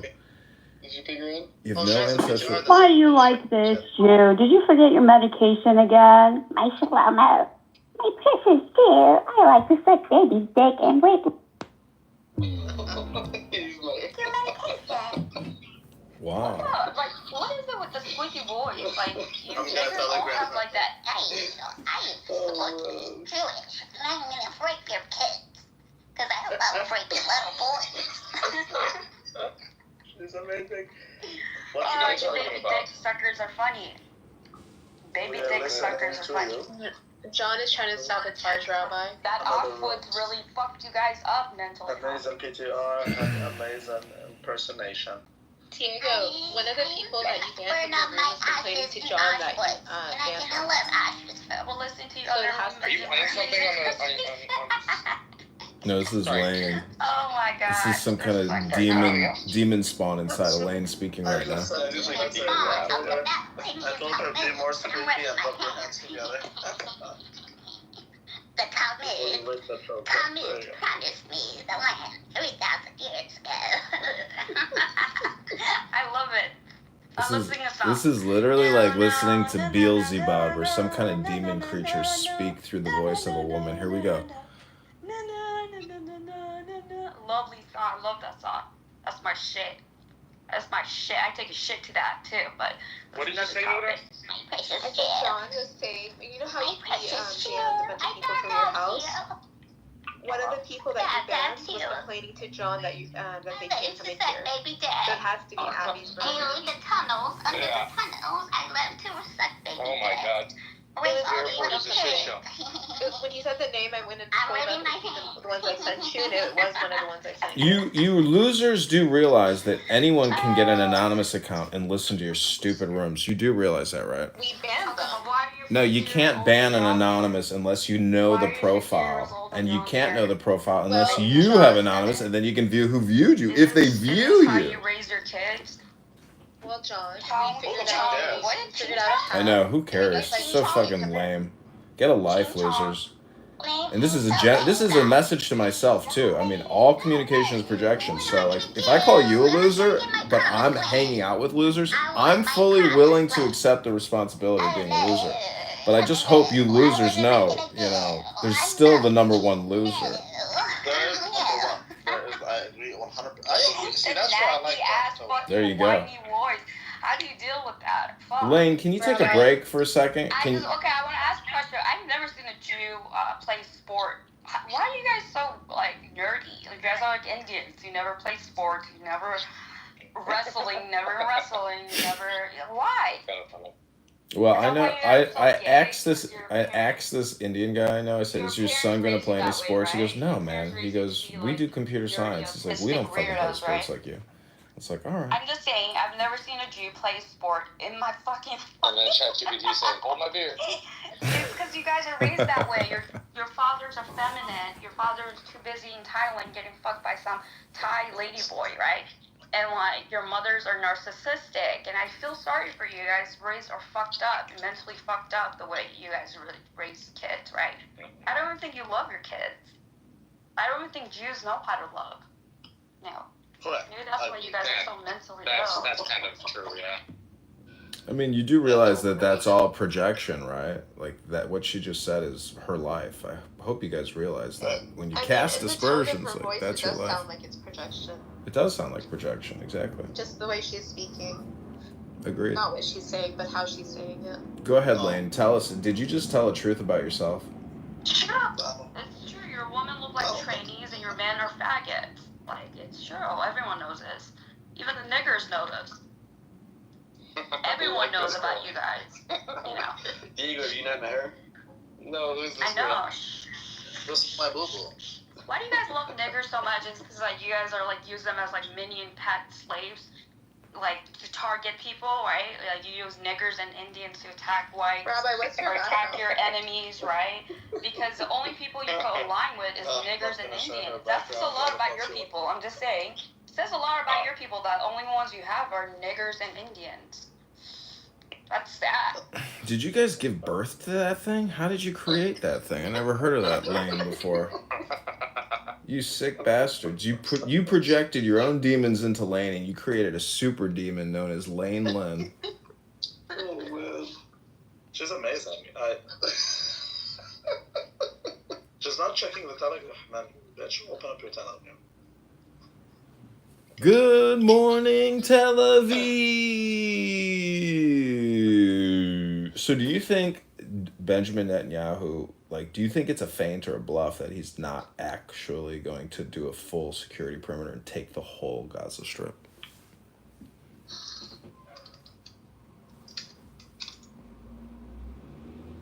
I mean, Diego's been saying that's been the quote from the beginning. I think it's a bluff. I don't think they're actually going to go in there and... He reads the Jews very well. Oh, she's asking me if I'm in a room. Weeping. Yeah. I think Netanyahu's bluffing. Get that sweet. I think Netanyahu's gaslighting. Actually, Yeah. he's just like There you gaslighting. go. It's just a gaslight. But if I'm wrong... You will get to meet her, Diego. You'll get to meet her. But if I'm wrong and Netanyahu does take the Gaza Strip and defeats Hamas, it's kind of like a Pyrrhic victory, or I was thinking it's like one of those things that's like, don't kill your enemy or you kill yourself. So it's like, if he wants to live longer, he should actually just, perpetuate and delay. Just a thought. You ever see that in the movies, how it's like, if you kill your secret twin, you kill yourself, Maybe it's too Did you read the book philosophical. How to Kill a Mockingbird? I think Yeah. so. Kill a Mockingbird? Yeah. And watch the movie too. I'm leaving now. Other people keep inviting me. She says, well, you don't have to, nigga. Okay, I'm just gonna tell her nigga. And that's it. Okay, Just sorry. send her the link to the room, Rabbi. Why are you making it so complicated? I just told her nigga. You know what I like is that you guys use the N-word so much only when there's no like N-words in the room. So, No, I do. what does that say about you that you're so cowardly that you like to drop it? I think you actually like to drop it more when you know that I'm here because I'm live streaming it and it gives you like some kind of weird, dopamine plus sign or something. What do you think? No, it's to get you banned. I think cursing is classless. That's to get you banned. Like when you say nigger, faggot, kike. Got it. Well, anyways, let me know when you're back in Amman eating at Reem Shawarma.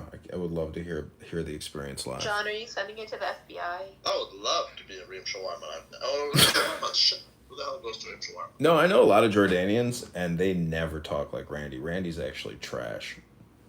Yeah. Yeah. That's okay. I mean, he's not like total garbage. He's not like on the park bench smelling like a homeless bum. He's trying to take a CFA. What I want to know about Rabbi is if this is his real voice or not, or if he's This like nigga literally, changed his literally voice. told me to buy Walgreens, and then it went down 88% or some shit. Who did? What are you talking about? I told him to buy Walgreens. It was a bad investment. Yeah, he was telling me to buy it, then it went down to shit. I think he sold it. I don't know. I sold it, yeah. You sold it when? I didn't lose much, maybe 20%. I don't know. Yeah, that's a lot. guy. Yeah, but not a lot when I probably only had like a couple $100 in it. Oh, child. Oh, child, things are gonna get easier. Come on now. Anyways, I hope you guys will come to the other room that Roger Mayhem, aka Mojo, will be starting soon. It goes on in 40 minutes. We will be reading in 5-minute intervals the Tao Te Ching, and then they're gonna Imagine that out of all the niggas, you choose.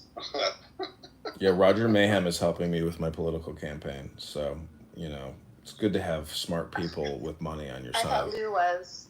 No, Lou is an AI schizophrenic loser, but he's more than happy. He's more than welcome to work on the campaign. I would love any of you to help me spam my campaign out. If you have an X account that you want to rebrand and change as a campaign HQ account, please tell me now or tell me in the future that you want to help me spam out my campaign, because this is all communication is spam, politics, and projection. No, there's no projection. In these cases, there's no projection, except with Rambosan. That's right. I know the Jordanians that I know, they would never speak evil of Jews. You know why? Because the Jews here in Chicago saved them from a lifetime of imprisonment for murder.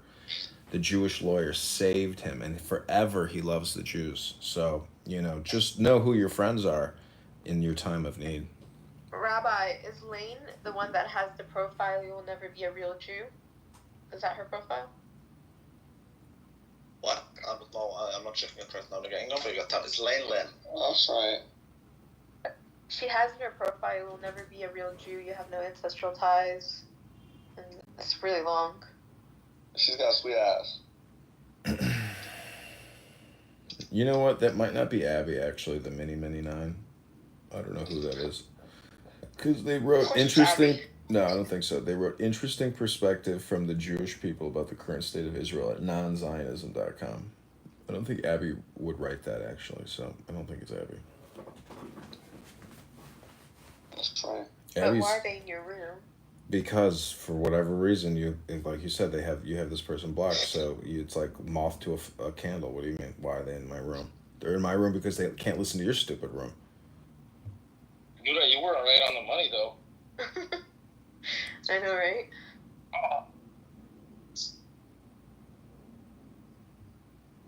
Second, you did say already, you already said that you're talking about the IDF in Israel. You said it like 5 minutes ago. I'm just telling you that you have there like deliberately targeting civilians, and you want to focus on... So this is a question I have for the room. A lot of people, say Jews, is Israel, and Zionism synonymously. My question to you is why can't you just think about it Israeli as an Israeli without attaching the word Jew or Zionism or Arab, etc.? Like, isn't an Israeli a distinctive and unique person? Other than gay shit like Israeli, Jew, and nigger. We're here to talk about stocks and making money. Exactly. You guys are such a waste of time. It's absurd. What does that mean? All right, the book reading room has started, so have a good afternoon. Time. We said we were going to wait till 1:15 to get started. In his defense, we originally agreed 1:30 Pacific time. So when I moved it to an earlier time, he may have missed the signal. So, but John's here. Congressman, would you like to explain to people what we're doing today, and perhaps take the liberty of reading the first verse? Yeah. So welcome to a Mojo positive vibration experience organized by Mojo. I think because, maybe he agrees with my sentiment that not enough people are reading on this app, and they're actually just having heated conversations and debate nonstop, and they're really primarily doing it for the dopamine creation effect. So to break that vicious cycle of dopamine addiction, there is this amazing external hard drive called a book. Some people have heard of it. It's, pre-database, and it is a storage device of highly refined intelligence that some people spent their entire life experiencing to write that one, sacred book. So today, from my book club to your book club, I think the Tao Te Ching is one of the smartest books ever written. And, I talk about economics a lot, or the Federal Reserve and the national debt, and the optimization of our economy. To me, the best optimization is freedom, because I believe in the human brain as being the ultimate way to optimize. So this book to me is a lot about optimization. It's just such a phenomenal book because it touches on so many topics and it's so universal. The word Tao is synonymous with the word God. It's a 3-letter word. Tao is God, God is Tao. Many Christians may, find that to be, controversial or insulting, but I think when you actually read, as opposed to talking about a book like in a traditional book club. This is an active reading book club. So, the Tao Te Ching by Lao Tzu he's a Chinese philosopher. He writes about governance, the government. He writes about economics. He writes about the soul, you could say, about nature, about the universe. It touches on everything. So, I hope that's an interesting introduction for you. And welcome to In the Muff, the book reading room of the Tao Te Ching by Lao Tzu.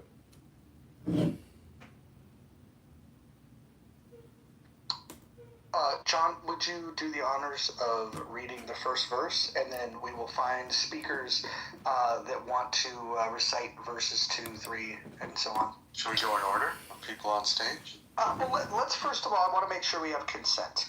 Some people might not have known what we're doing here. I would just ask, just blink your mic if you want to be in the queue to read. Looks like David does, Kristen does, Nye does. I will actually have to go grocery shopping though right now. Okay, everybody does. Okay, then we'll go in PTR order, but we'll start with actually, why don't I do this? I'm going to moderate John, and then John's going to go. We're going to go through everybody else, and then if we have time permitted, my illiterate ass will try to get a verse in. So John, go ahead.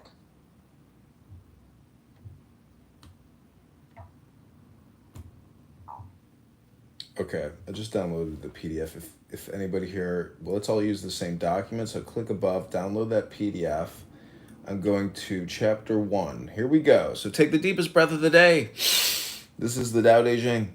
The Tao that can be told is not the eternal Tao. The name that can be named is not the eternal name. The unnameable is the eternally real. Naming is the origin of all particular things. Free from desire, you realize the mystery. Caught in desire, you see only the manifestations. Yet mystery and manifestations arise from the same source. This source is called darkness. Darkness within darkness, the gateway to all understanding. When people see some things as beautiful, other things become ugly. When people see some things as good, other things become bad. Being and non-being create each other. Difficult and easy support each other. Long and short define each other. High and low depend on each other. Before and after follow each other. Therefore, the master acts without doing anything and teaches without saying anything. Things arise and she lets them come. Things disappear and she lets them go. She has but doesn't possess. Acts but doesn't expect. When her work is done, she forgets it. That is why it lasts forever. If you overesteem great men, people become powerless. If you overvalue possessions, people begin to steal.